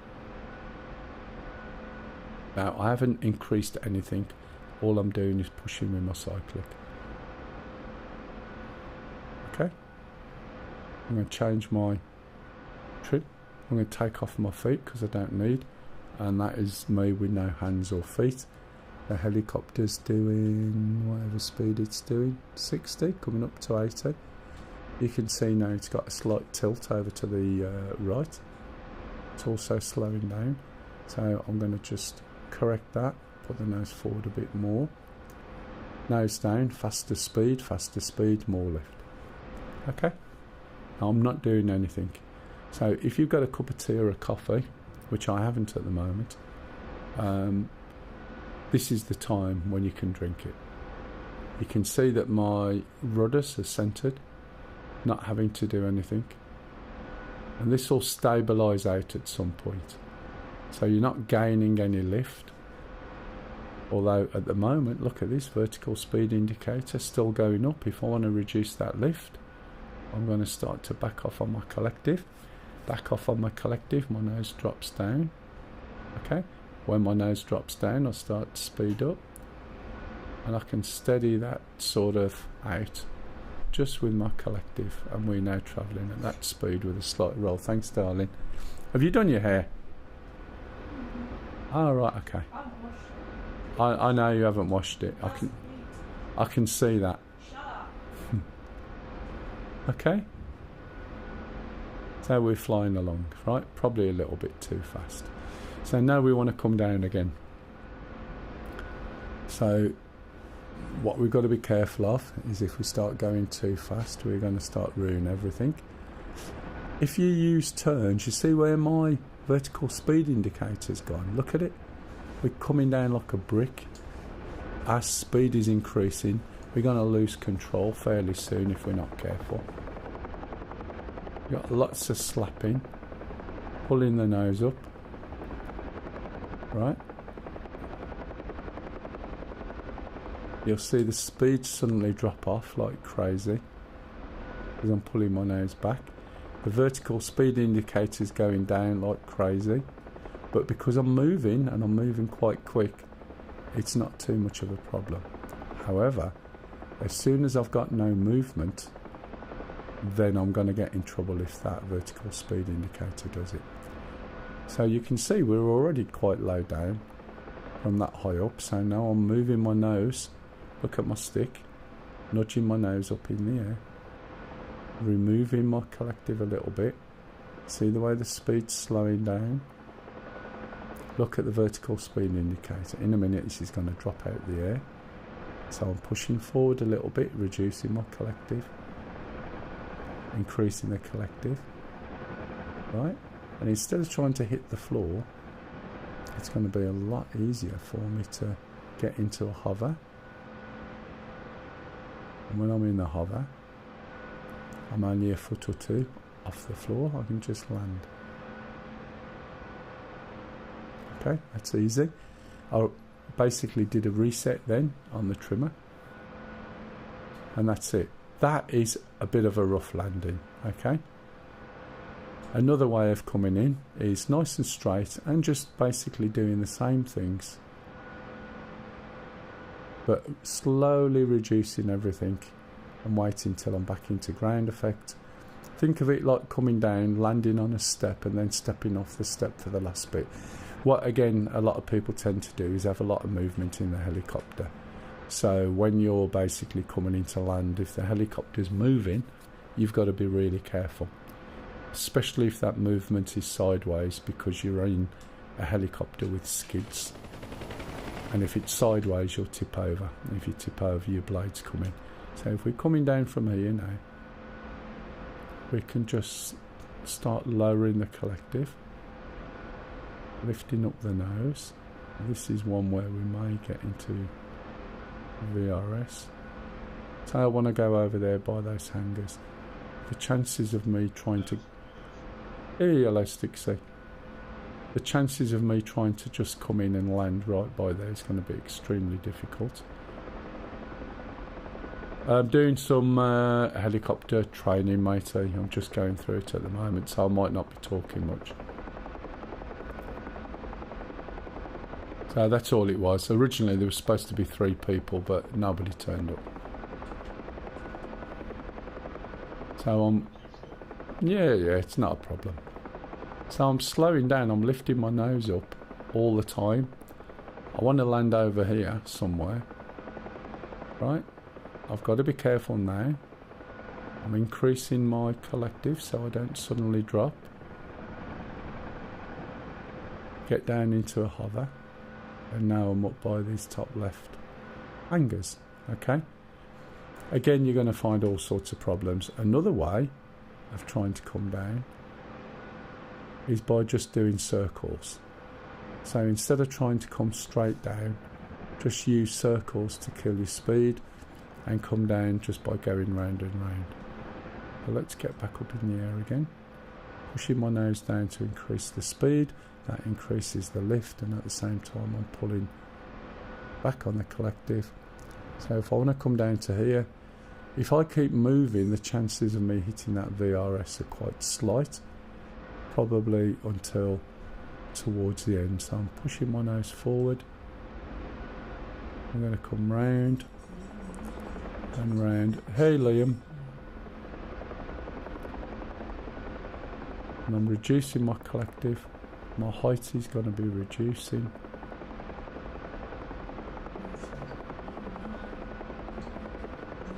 Okay, you can see I'm really coming down fast. I'm just going round in circles. That's keeping me moving. As I'm going round in circles, my stick's just gently going backwards and middle. You see my speed has dropped off. Still going round in circles, getting lower and lower. Thanks, darling. Don't quite want to land in there. Just go over there. I'm going round over there. But you see the way the helicopter slowed all the way down just by going round in circles.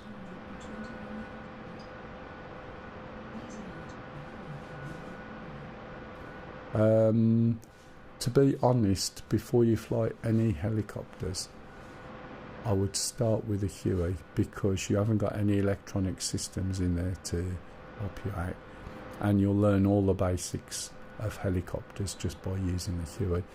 The Kiowa is very, very nice to fly.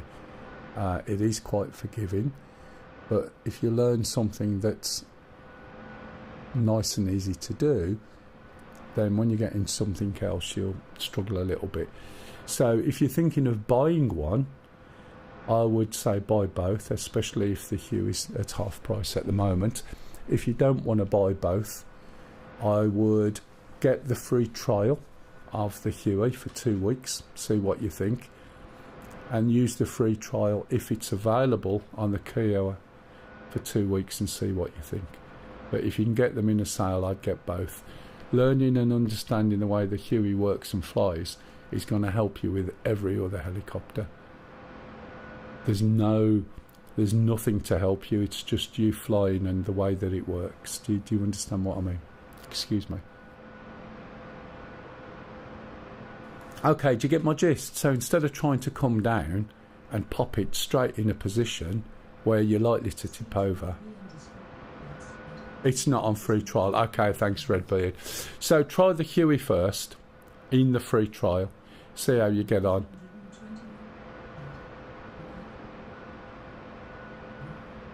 Okay, when you're looking for the collective, right, if I remember, if we go to adjust controls, we want the Kiowa, which is somewhere up here.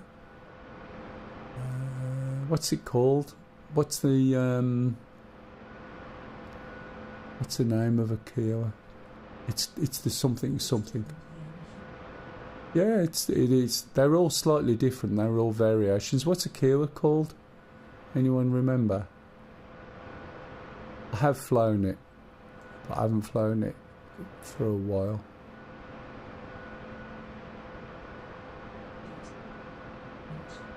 Yeah.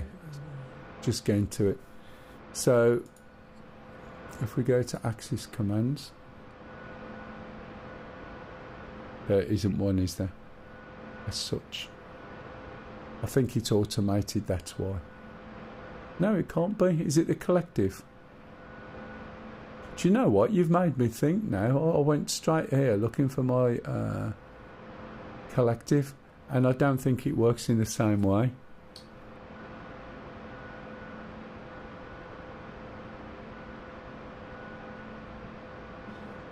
That's why.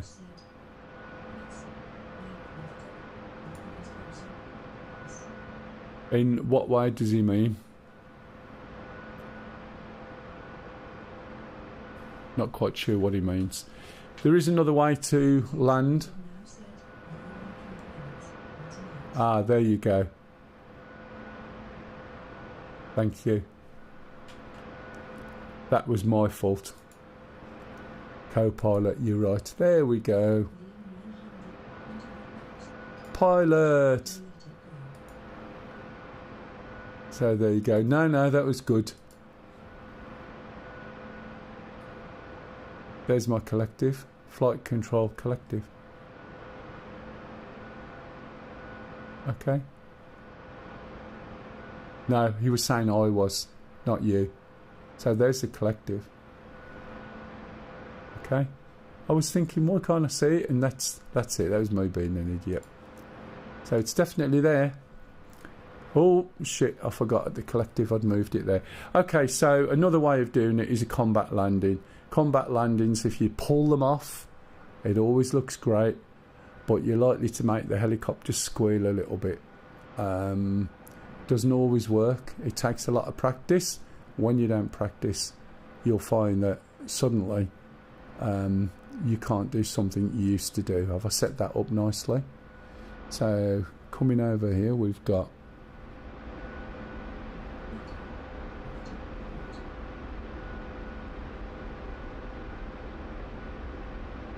we should have some pads. Are they down here, or has he put them all on the grass? I think there might be a pad down there. The problem is there used to be loads of issues with pads, and they started to get really buggy and cause problems. I don't know why, they never used to. But you can see there's no pads on this mission now. There used to be. So everything takes off on that dirt path. But if you want to stop this fast, just turn it round, give it a full, hear it squeal. And you can stop it fast, but the trick is then to catch it. You can, when you practice a lot, go along, belt the hell out of it, and then stop and just land on a pad, no problem at all. But think of it like, again, at the beginning I was talking about being in water. And think of it like a jet ski or skis on snow or anything. Alright, Mav, see you, matey. So if you turn hard, I'm turning the whole of the body against the direction of travel, and it's acting like a big brake. And that's it. But you will sometimes potentially shear your rotor off doing it, and you've really got to keep an eye on your gauges. And once you get a feel for the helicopter... Am I what? I'm just running Mel emergency server. Has it stopped? Is anyone still on it? Are you still on it, Cookie? That's really weird, isn't it?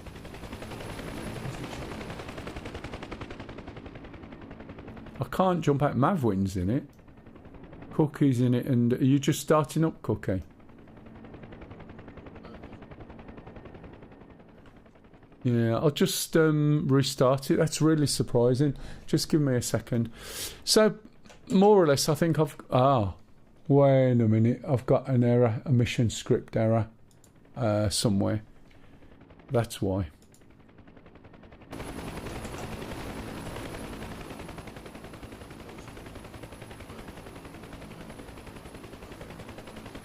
Yeah, there was a mission script error, which is a bit odd. I've never seen this thing go. I'm going to restart the...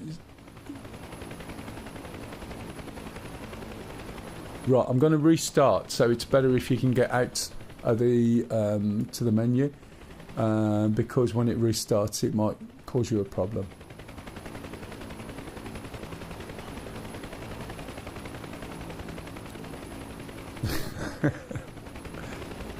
Let me know when anybody who's in is at the menu. Redbeard, are you flying today or not? I can't remember. Okay. I'm obviously not at the menu.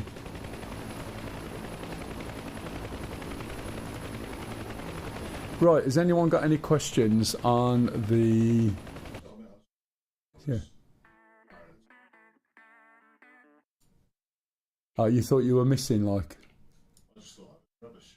Oh, what is it you're particularly doing at the moment?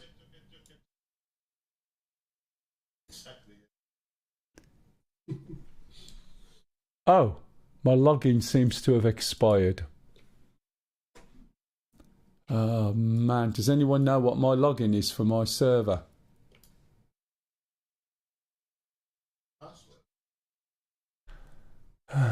Yeah. Now, it's told me my login has expired. Now, is that me? Or is it...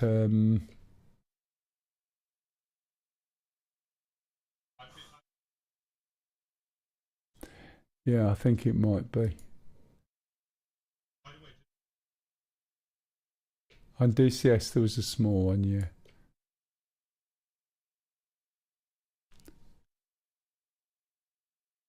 Yeah, making you confident.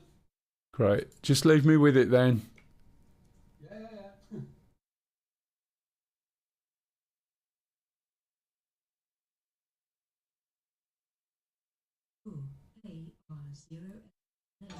Thank you for the follow.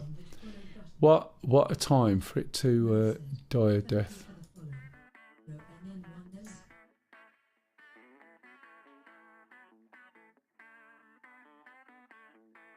Yeah, I can't see the server. So it looks like my server session's died. Thanks for the follow there. So was that of use to anybody? Was there anything there? I know it's aimed. This is a lot of my stuff on DCS is aimed at new people. So if you already know how to do something, you might pick up a few little hints and tips, but you're not going to get loads and loads from it. But hopefully there was somebody new who learned something from there today. So I've got a server module running somewhere. Or should I say, I had a server module running somewhere. Now the trouble is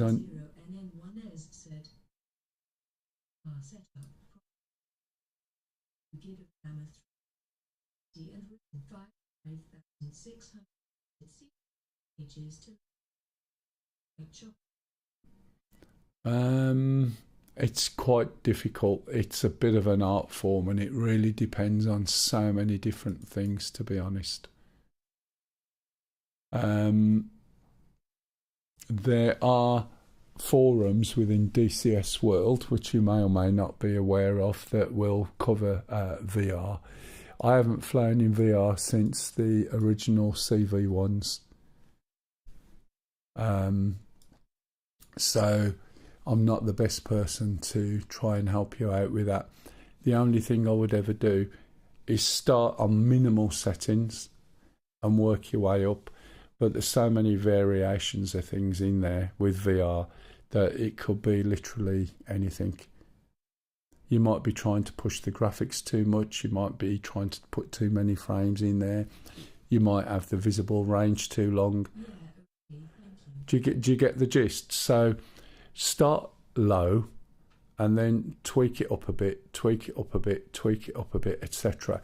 But have a look at the DCS forums.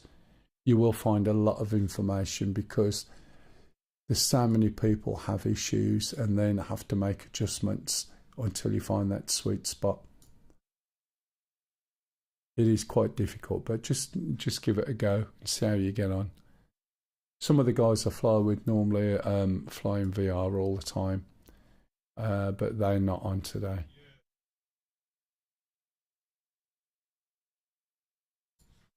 Right. It should have a mission shortly.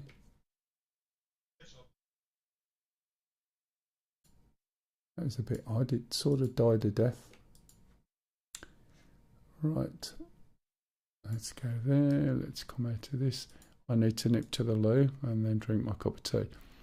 So anyone got any questions on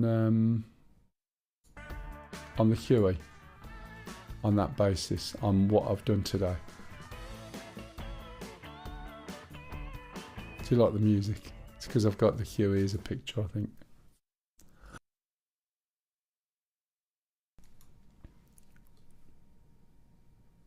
So one of the big things that I bang on about is you want to fly the Apache. 121 app said, I keep getting kicked because I am Swiss.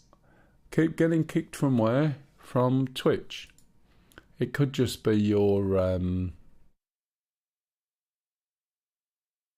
it could be your connection, not the fact that you're Swiss. And also, did you do the latest update? Ah, right, okay.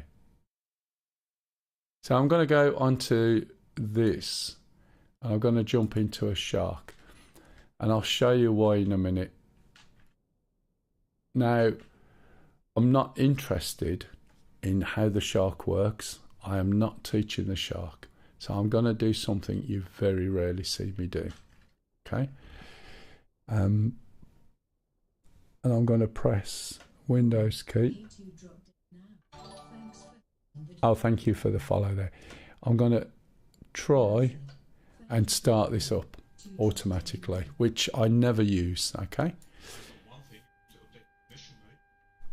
No, this was Huey Training, so that's all it was for.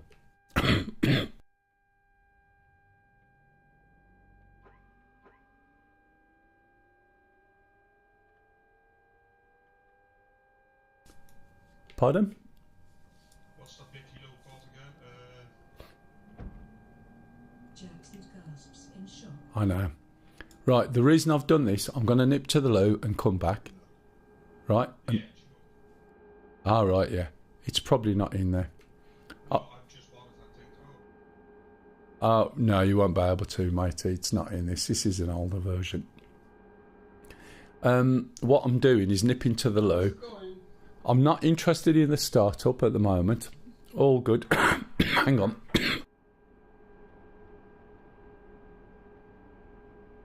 What I'm interested is in the way this trims. I said that learn the Huey, play with the shark and understand the trimmer, and then the Apache. So I'll show you the trimmer system on the shark, and then we'll look at the Apache, and you can see why I say do the things that I do. All right, I'll be back in 2 minutes. There should be somebody else with a bit of luck who's starting up. Oh, that's me. No one else is in yet. Right, I'll be back in 2 ticks.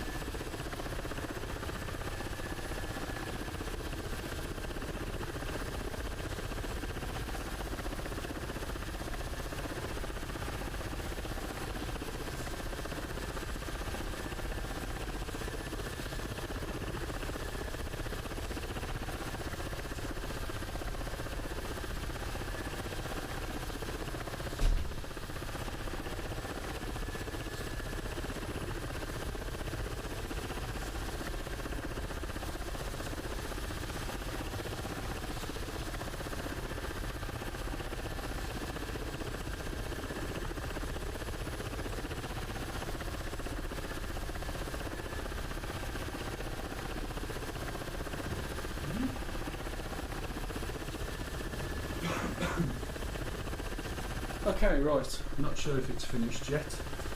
Have another cup of tea, but what I'm going to do then is just go through... Hello? Did someone say something? I'm sorry? No, I went to the toilet and when I come back it started itself. Hey Hayden.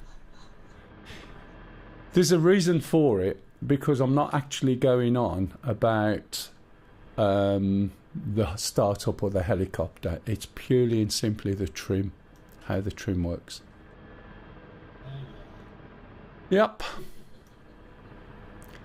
Right, did it come up with finished, by the way?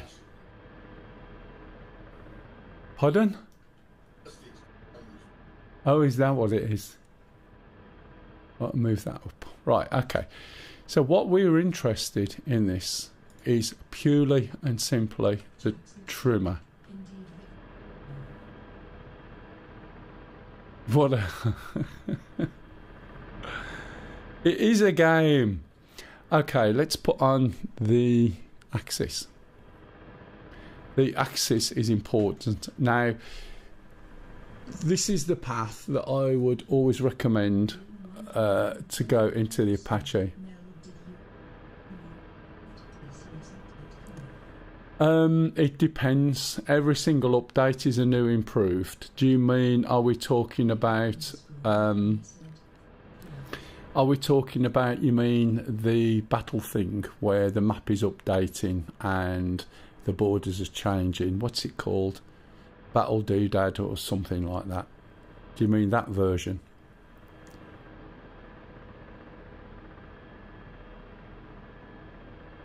Right, I'm just drinking my tea, guys. I don't want this one to go cold. It's not too bad at the moment. So what we're looking at in this is how the trimmer works. And then we'll jump into an Apache. And you'll see why, right? I talk about learn how this thing works. But I'm not interested in everything other than that.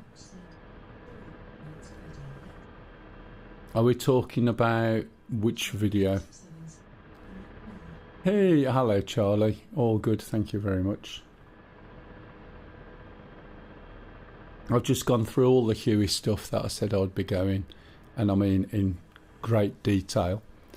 And now I'm just talking about the trimmer in the Shark and how that will help you step into the Apache. So I'm just drinking my cup of tea first. I am also streaming to YouTube if you want to go and watch the YouTube. If you've got 4K on your monitor, it works quite good.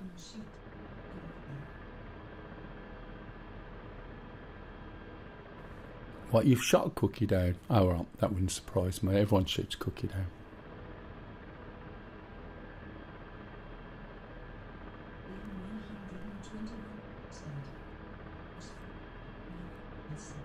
Oh, sorry, which was your question? I'll answer any question, and I'll even make up answers if people want, especially when they come and ask me about 12th century poets and things, which they do.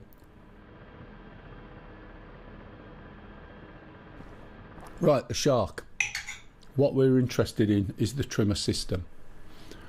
So the Huey is a very simplistic, click the button, trimmer set. Yeah, well, if you notice, which you probably won't notice, or you might not know, can you hear the voice in the background when you type something?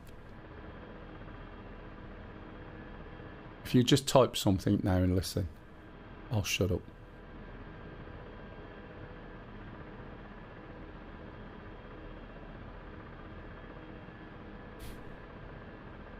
You got to type something, hang on.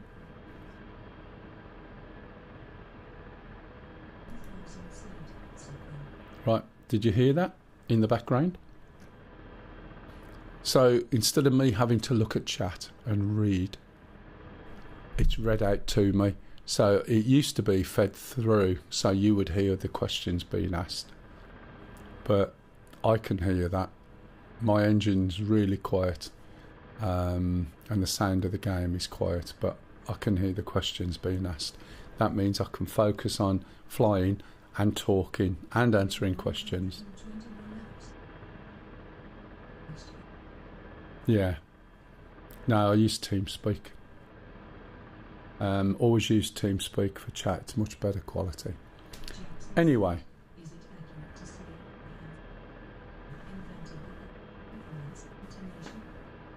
have invented information? Was it back? I don't think it was. I think it was earlier than that, wasn't it? I thought it was something that... who was it? Back, I can't remember what century he was in. I think Beethoven had a hand in it. It was when he was 5. He was just going deaf and he thought, "Do you know what? I'm going to change the way the intonations work and make the notes all divided up into 12 parts. 8 whole notes and 4 semi-notes or in-betweeners." But I think it was a lot longer before then, before Bach. It was way before that. Anyway, right, so, trimmer. If I lift this helicopter up just by increasing the collective, the helicopter's going to go backwards. The default trim position, or the default position, is here. 21 hours. This game too, that's how I could not get comms unless you had Discord. Oh, no ATC, and my Discord was hacked. Yeah, it was further back. Thank you, Vic. That is a very good pun. That is excellent. I like that. That is quite good. If you want comms, Liam, yeah, I will use TeamSpeak. It's free. It's a free client. Ah, right, yeah, that's a bit of a bugger. Right, so if we lift up, the helicopter is going to go backwards. So you need to make sure you've got your brake on, especially if you're on a pad, because what's going to happen is you're going to roll forward. Oh. Oh, right, yeah, okay. So I'm going to go increase the collective, and as we get light on wheels, I'm going to press or push cyclic forward. Okay, there we go. If we're on a pad, we'd roll off if we hadn't got the brake on. So now, right, I'm going to set the trim. I've set the trim. I've relaxed my grip on my stick. You can see that the cyclic sits here. If we look in the hood, this is my heading. Okay, the trimmer is this diamond. That's where the trimmer's set.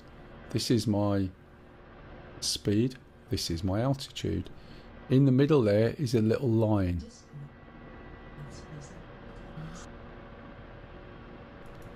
I'm not sure. I don't use Discord as a rule. We've got it, but it's not something I'm over familiar with.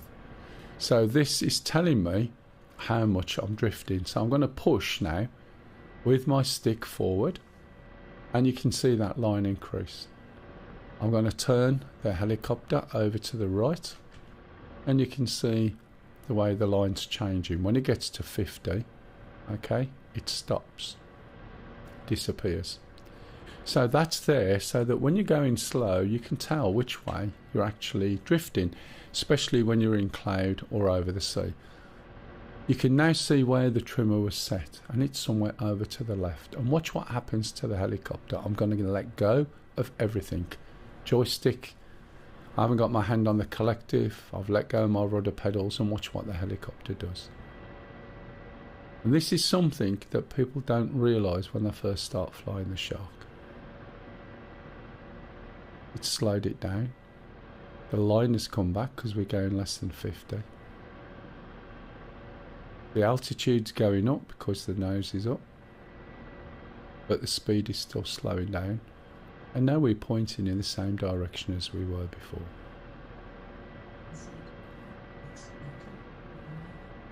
Right. Ah, excellent. So, what... Yeah, exactly. So why is it doing it? And the reason it's doing it is because the trimmer system on this helicopter has a 20% authority over the axis controls. So for me to move the helicopter in a different direction, I've got to push my controls at least 21% before the helicopter will start to react. And the problem is with that, if you don't understand that, it makes the controls of this feel extremely difficult, and it makes it feel like it's always pushing back. It's like doing ballroom dancing with somebody who's not moving in the same direction as you and is resisting your move, and it feels difficult. So get a new dancing partner. Not that I've done that since 40 odd years ago, but hey. So that's what's happening. So if I try and move, I've got to overcome the trimmer, put 21% in as a minimum just to get the helicopter to react. So if I want to go roll left, look, I'm pushing.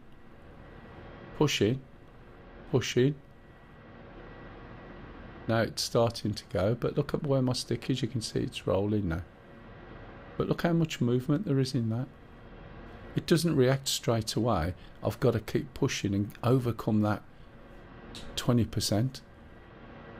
Right? So how do I make it go where I want it to go?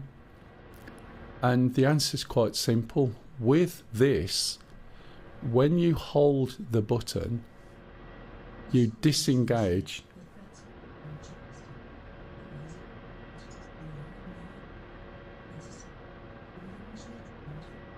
Sorry, say that one again.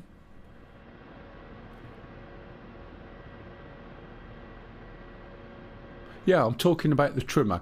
So what I'm on about, Eddie, is the fact that the trimmer handles 20%. And the reason why I'm talking about the trimmer is we went through the Huey earlier on in detail, and the trimmer system and the way the Huey works, because it's a good basic helicopter that if you can learn to fly that, it sets you up for all the other helicopters.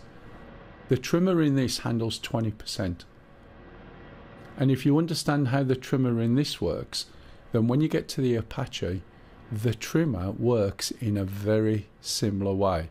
So this is a stepping stone to the Apache.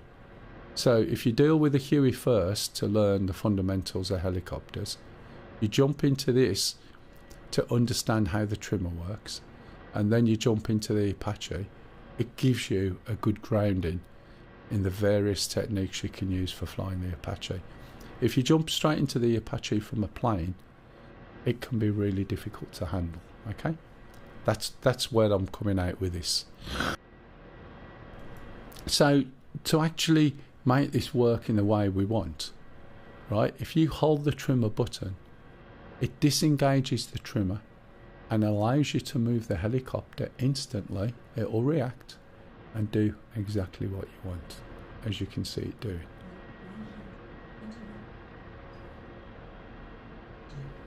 No, that's fine. I've got both. Okay.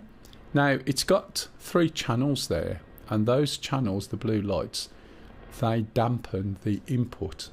I don't know whether they average it out. They probably do.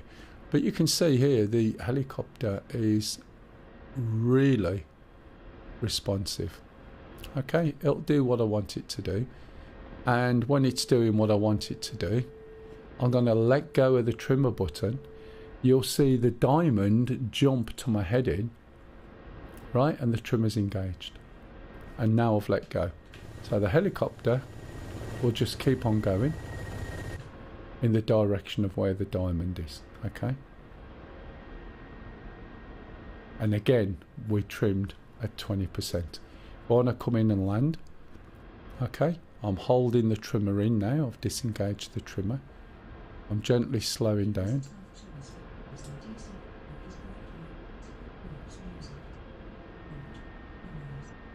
Is that what it was?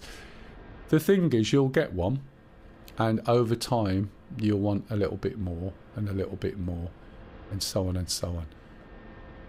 So what I'm doing now, as we slow down, right, I've still got the trimmer disengaged. I'm holding the trimmer in. When we get to 50, we'll see the little line. If it starts shaking too much, just be very careful of VRSing. The line is going to appear in a minute. I'm going to let go of the trimmer again. And then I'm going to hold the trimmer again. And I'm now pulling opposite that line there. So one of the things you want to try and get used to doing is, whilst there's a lot of automation on this helicopter, if you want to go into a hover, right, it's a good idea to do as much as you can manually first, right? So now we're drifting back a little bit, so let's correct it. Let's get as slow as we can before we engage the auto hover. The auto hover you can engage at 12, but watch the difference. I've engaged it now. I'm doing 2. Yeah, exactly. Right, and look. Keep an eye on this. Keep an eye on that. And I am in now a stable hover. I could let go or engage the trimmer or auto hold when I'm doing 12 kilometers there, and then it's going to faff around trying to get into a nice stable hover. But if I can do it manually first and then hit the button, right, I'm suddenly in this hover. Now the reason why this is so stable is because it takes a GPS reading when I hit that button.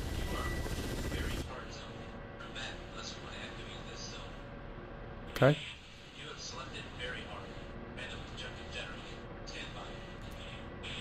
So it basically gets into that hover straight away. It uses the trimmer system and its control over the systems to counter the wind that's blowing at the moment.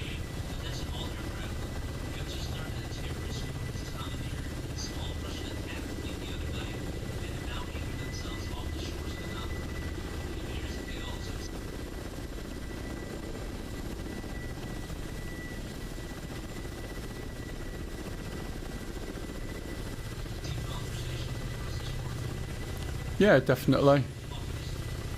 But it's just understanding how the trim works. We're not in any fighting or battle here at all.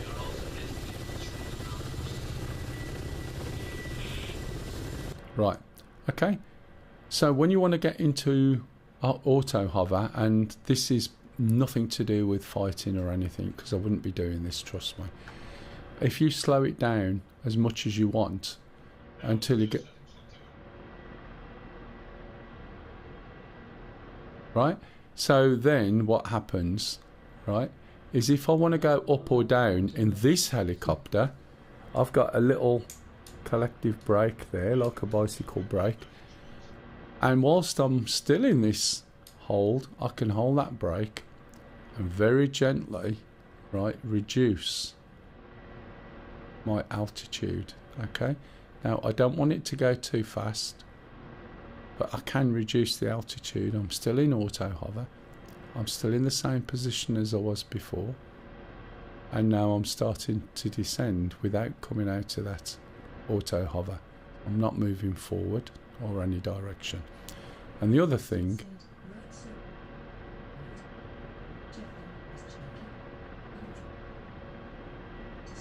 and there you go. Yeah, that's exactly right. The other thing is, when there was 3 lights on before, when you go into auto hover, you'll see the 4th light come on.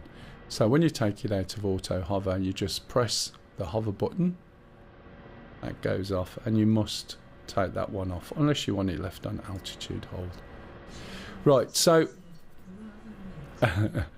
so basically then, the trimmer, right, you can use to put the helicopter into a variety of things. If I want it to go round in circles like this, right, the trimmer will do it. Okay, it'll just go round and round and round and round and round and round. You get the gist. Now the interesting thing is, it's always trying to go to where the trimmer was set.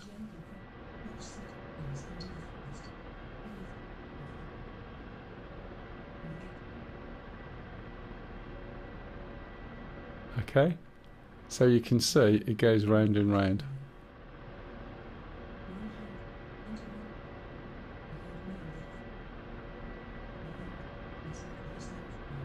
Are you trying to say territorial? Yeah. You get a mixture. It's like anything. You go to public service.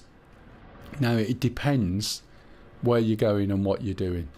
One of the things that people get somewhat annoyed about is people will get some modules, they won't quite know how to use it. They go on to servers. Yeah, I thought so. What's... Oh, okay.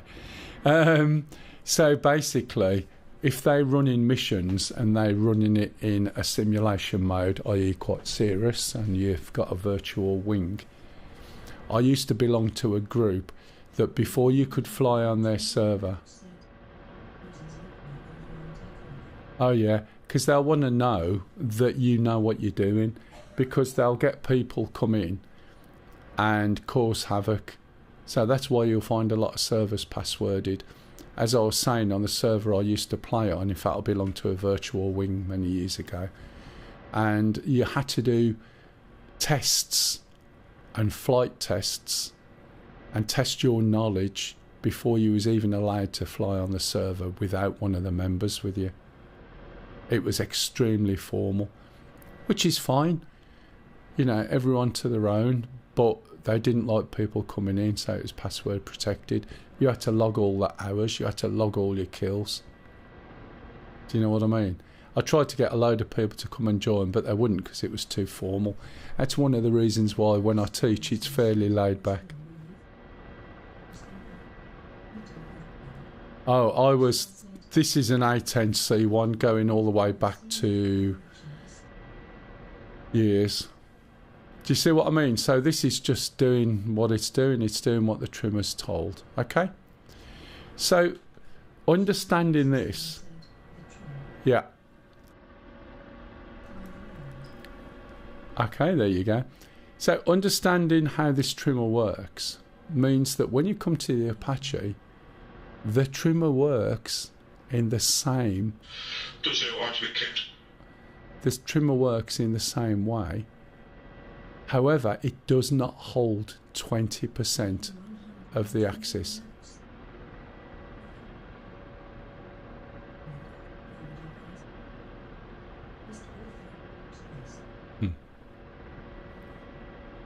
Right? So, on the Apache, you've got two different settings. No, this is I was actually just doing I was just literally doing the Huey, and then when we start talking about the Apache, I always tell people learn the Huey, get to grips with it, understand the Shark trimmer, get to grips with it, and then by the time you get to the Apache, whilst it's got additional things in there, understanding this and being able to fly with a trimmer on this helps you with the Apache. That's the end goal. Okay, so as I said, this does 20%. Now with the Apache, if we go and find one, there's Cookie. I'll go and jump in that one there.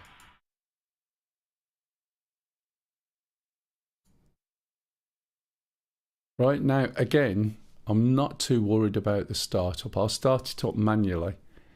I'm not going to start everything up as it should be, but what I want you to see is the way that the trimmer system works and the attitude and the hold. So you can see how in the Shark it will sit there and just stay where it is. You can also do that in this as well.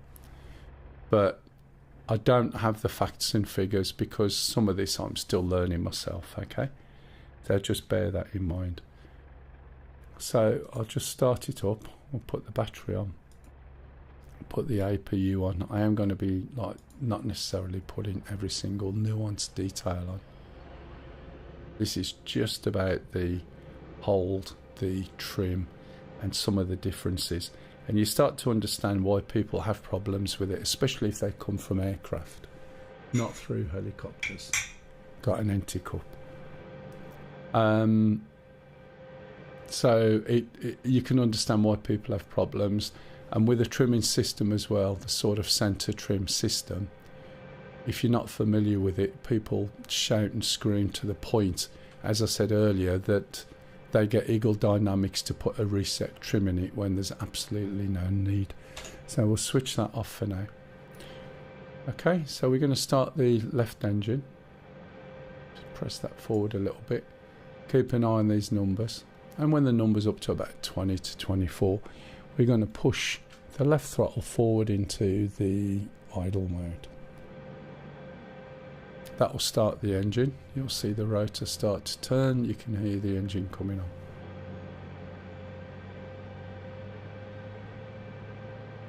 Now, I can't give you the level of description of what I'm going to show you as good as I should be able to, but I can give you the gist. So you can see it's quite different. There's a few different things in the Apache than you'll see in some of the other helicopters. So now we're waiting for this to get less than 70. Okay, and if you go through the route I've described this morning, that will help you. And then once I've done this, I'll be jumping off, getting the car washed. I'll go to work once or twice and I come back and can't see out things. My number plate's disappeared and that. So I have to get it washed every few days. And today's the day I do it. Okay, so we'll start the second engine. I lost all the profiles on my G13 yesterday. I put new memory in. And it seems that the memory problems I've had previously are to do with the system board, not the slots. So I've now got an additional 96 gig of DDR5 that I can't use. The first 32 was me trying things and ending up replacing some memory. I upgraded to 64 gig on 232s and I thought I'll buy some more. Put it in, it looked alright, and then you just get random spurious issues, and I forgot to press this button. Never mind.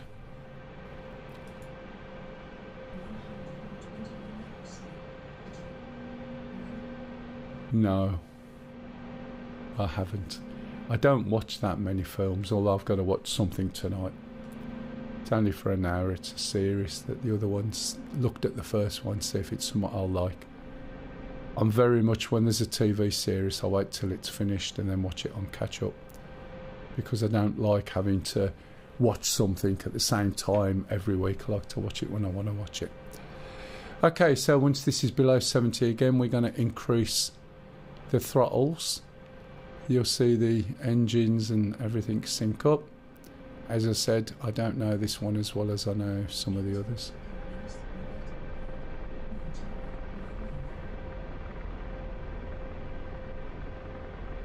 There are some good YouTube videos out there, and some of the people who make videos are really good as well. As long as they're not just doing things for the sake of being flashy. Okay, if we select TSD, it hasn't aligned yet. Right, one of the things that we'll need to do soon is align our I-heads. Now, there's a little alignment thing here, and when you go to align, I'll wait till the alignment has started on here first.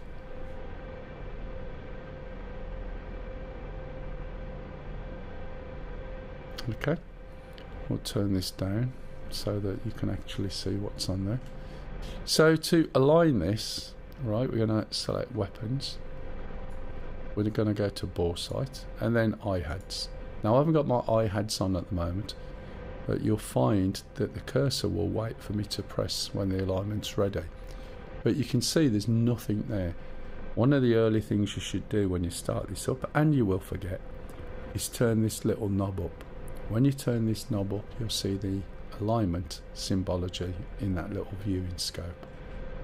Now, because I haven't got my I-heads on, and because I'm always moving my view around, I basically will find a fairly good home position and set my I-heads based on that.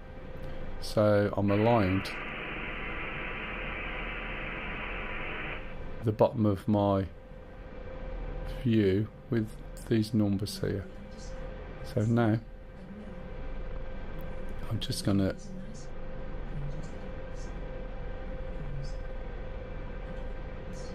there. Hey Grumpy. Ah, right, okay. Yeah, no worries. That's absolutely fine. No, I haven't watched it. I very rarely watch any sort of proper stuff. I'm more factual. I can't even read storybooks, but I can read manuals and things. So we're going to carry on with the startup. We're going to pop this on. We're going to look down here, and I'll set this up. I will set a bit more up.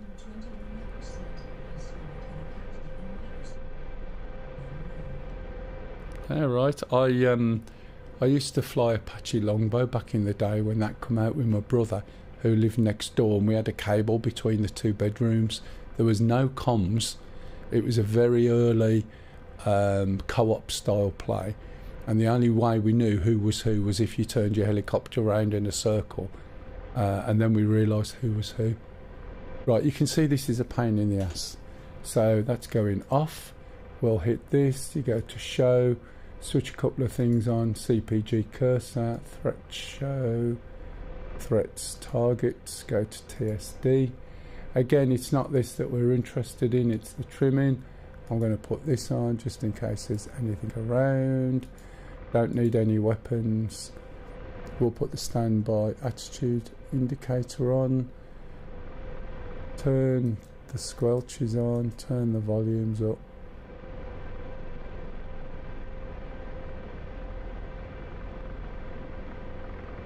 And then we'll start looking. Now I may get something wrong, I don't know, we don't need the APU on anymore. It's something that I will switch on. Go down to AC, go down to flight, go to set. We'll switch the low on and 20. Okay. Let's put this back on. It's not the best view of this that we can see, but what I'll do is I'll turn round. So, one of the things you've got to be aware of with a trimmer and this helicopter is, you see this little asterisk, right? That is where the helicopter is currently trimmed to. You trim both the rudder and the cyclic, and that is how the helicopter works as far as I'm aware. So they trimmed. When you use center stick method, you need. I've tried some of the older sims, Microsoft I looked at, but I can't blow things up. So what you need to do, right, is be aware, where was I, that when you lift after using center stick mode, you also need to center your rudder pedals, or if you're using a twist grip, center that as well. It's no good just centering the stick, otherwise your rudders will not work, have no impact. So when you take off in this, you need a little bit of left stick, as you can see, a little bit of left rudder. Slowly increase the collective, and let's see where the helicopter goes. Okay. Now in this particular view, I've got a little bobble in the middle, and I'm going to turn around a little bit.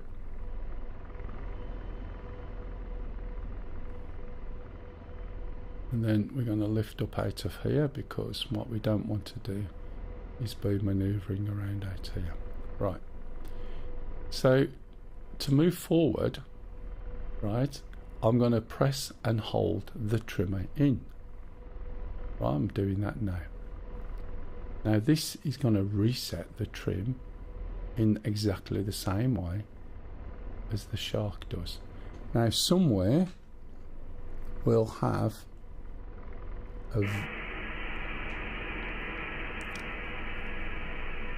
a velocity vector, right, that I can't see just at the moment. Okay, so let's just push the nose forward a bit, let go of the stick, and lift my feet off the pedals, and the helicopter carries on going where it's going. Okay, now it's climbing too much, so I'm going to hold that there. I'm going to pull the altitude down. Yeah, it just all goes together. Okay, but the way that it works is similar. The difference is, with a trimmer on the Shark, it takes a 20% authority. Now, I can't remember the exact numbers for this, but it's something like 4% on the axis, i.e. ruddery type axis, and 6% on pitch. Now, those might not be the exact numbers, okay? But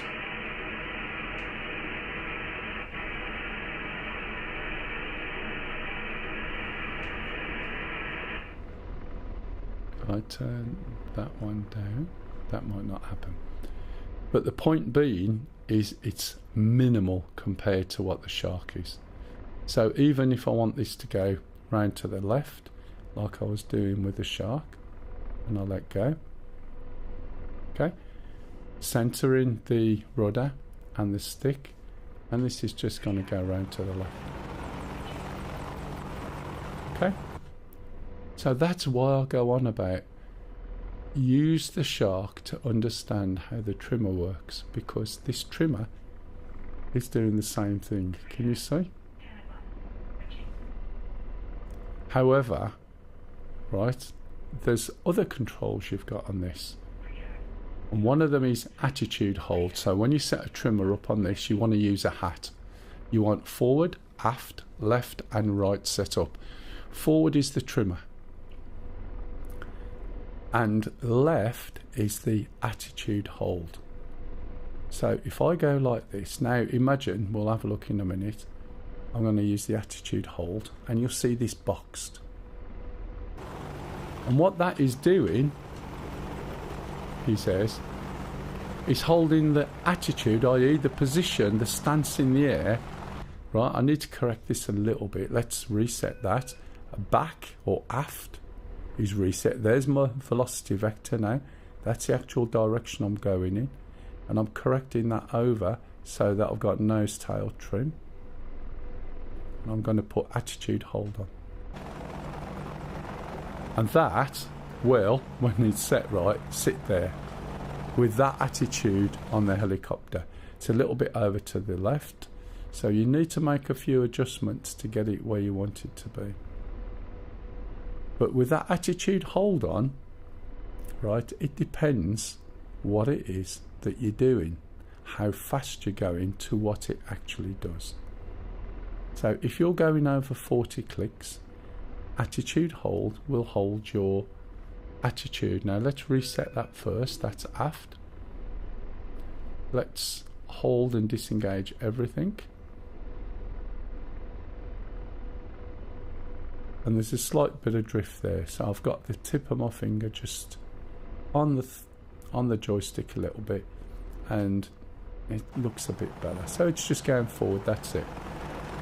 You've also got an altitude hold. So I'm going to move the altitude because this is descending. And again, you have to be really smooth and really careful. So I'm just moving it up slowly because there's very little hold on this thing. If it starts drifting too much, it'll switch off. Now I'm going to put on the altitude hold as well. If it drops it, it has a tolerance. Now you can see this is increasing, and in a minute we're going to get beeping. It's telling me here it can't hold it. That was what the beep was. You see it flashing, it can't hold it. It's because we've just come over that hill and we've got ground effect helping us, I think. Let's try that. You can see It's flashing again. So there's, it just stops. Yeah, it's not holding it at all. It'll flash and then stop holding it.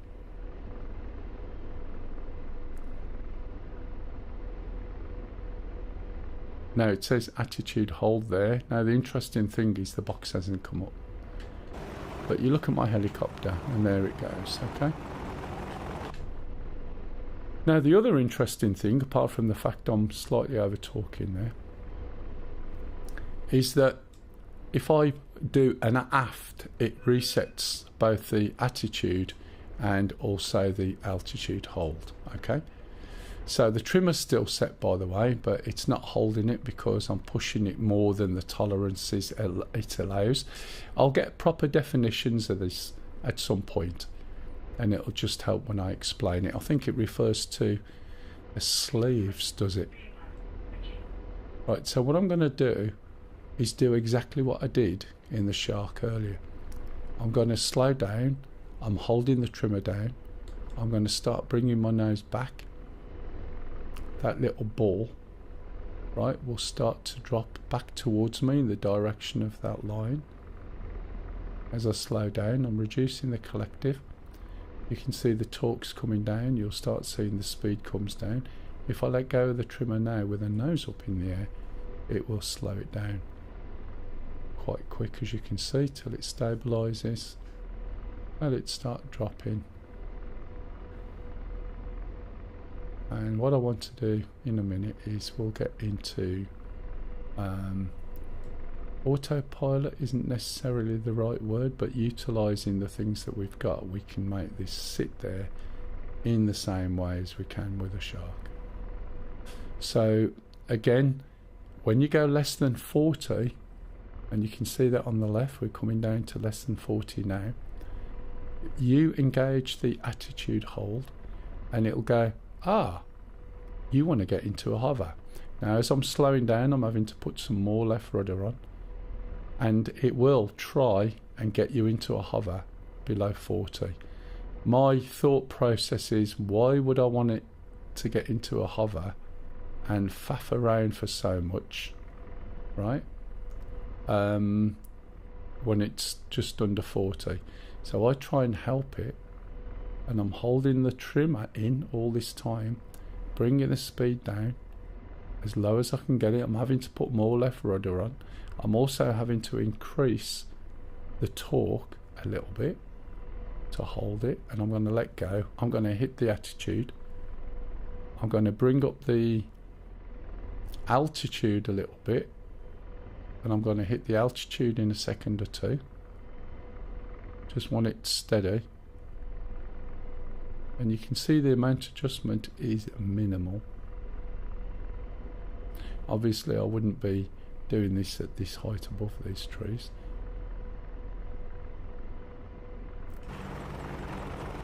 Now there's wind on this map, if you remember me saying. You can see by the smoke over there.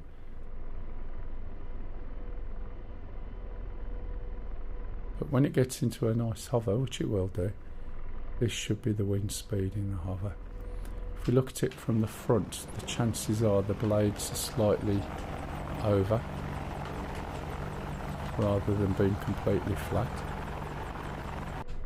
trying to compensate for that wind. You can see that the altitude is drifted just a smidge, but it's not outside its range. And look at these boxes that we've got round. As I said, I don't know all the terminology for it, but if it can't hold it, you'll hear a beep, you'll see a message here, and you'll see this flashing. Now you can get it better than this. There's a variety of reasons why it's drifting around a little bit. Could be, you know, we're on a slope, we've got wind funneling through there somewhere. It might be affecting it. As I said, helicopters are affected by the wind. So is the other half, but she's not listening now, so that's fine. But you get the gist. So you can get into these, this sort of hold really, really easily. You can throw this helicopter around a lot more than you think you can. So let's if we were flying, first of all, most of the time I'm going to be flying fairly lowish because you'll be using terrain masking. But you do have to be careful. Now, until the last patch or two, this thing would VRS, drop the RPM if you over torque and just drop out the sky faster than you can say, what the hell's going on? We've done the Huey, mate, hours ago. I'm just about winding up. If you watch from the beginning of the stream, yeah. It is very manoeuvrable. So say I want to get into a hover behind those trees over to my left of the buildings. We should... No, Thanatos hasn't been in. Lisa didn't come in. Obviously it's very early for you. Right, so I've slowed it down. I've just flicked it round a little bit. I'm going quite low down. I don't want to be this side of these lampposts. I don't want to be right on top of the trees, but you can see already that it's slowed down quite a lot. As it slows down, I'm going to have to increase the torque. There is something about this that I learned yesterday, but I'm not going to cover that now. I need to learn more. Right, that's a good position. Let's try and put it in there. Let's move this up a little bit, see what happens. You can see it's wobbling around a little bit. Just going to pop that on there. Might have to give it just another little bit of torque. See how it goes. It should settle. And then we can sort of make adjustments. And when we make an altitude adjustment, obviously it's going to affect that. That goes on and off. It's not my server. So I'm on mine at the moment. Okay, so you're now in a position where you can do stuff and we're not actually moving. So you can see that sitting there, no different to how the Shark will. Blades are offset, compensating for the wind, etc.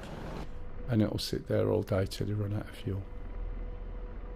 But what I'm trying to get over, the main thing, is if you can get your head around the trimmer on the Shark, then the trimmer on this becomes a lot easier. It's exactly the same.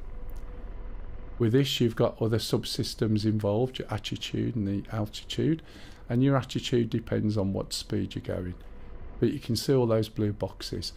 Now, as I said, the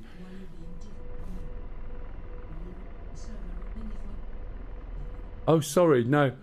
Why am I being difficult? What? No, I said I'm on my server at the moment and I am going to have to go in a minute. There's other people on here. This was just for training, doing the helicopter. So the original plan was just to do the helicopter stuff and then finish, because afterwards I'm going on Star Citizen for the next few hours when I come back. But yeah, you can jump in. There's a mission running. There's various people kicking around learning things. As you can see, someone's in there. But then I will be going into Star Citizen after. That'll be Cookie. That'll be somebody, Charlie, who's landed, who's just sunbathing in the grass. It'll be Peter, yeah. So do you get the gist now about, if anyone got any questions? But do you understand what I mean? Learn the Huey, get that nailed. Right, there's your control. Learn the Shark, but worry about the trimming. You don't need to know the weapons. And then when you get to the Apache, your level of control, if you practice, will be a lot better. And utilise the trimmer, utilise the attitude hold, and also the altitude hold. And you can see you've got a lot of control over it. Normally I'd be down below the trees. I'd have a stick with a hat on, otherwise known as a mass-mounted antenna. And then basically you'd just be bobbing up enough for the antenna to find things. And an Apache is much better with two people in it rather than one. Has anybody got any questions at all on what I'm doing now? I am going to stop streaming because I do need to go out.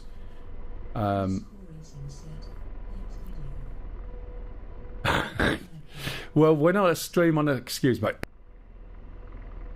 when I stream on a Saturday, that's usually when I'm using things. I'll go through the startup of everything new that I get in the first time, and then basically use whatever I'm flying. Yeah, no, that's no worries at all. But you look at the difference now. How many times have you been in an Apache and you're all over the place? You know, it just feels like it's difficult to control. It's just understanding what it's trying to do and mastering it. And the more you can assist in that, the more you can slow it down before you try and put these things on, the easier it becomes, the faster it gets into it. I mean, once you start with a weapon system on this, and the weapon system on the Shark I like as well. Alright, thank you very much. Okay guys, thanks for watching. I'll go and find someone to pass you all on to. So first of all, let me wind up my... Oh right, excellent. Okay, so somebody's learned something, that's the main thing.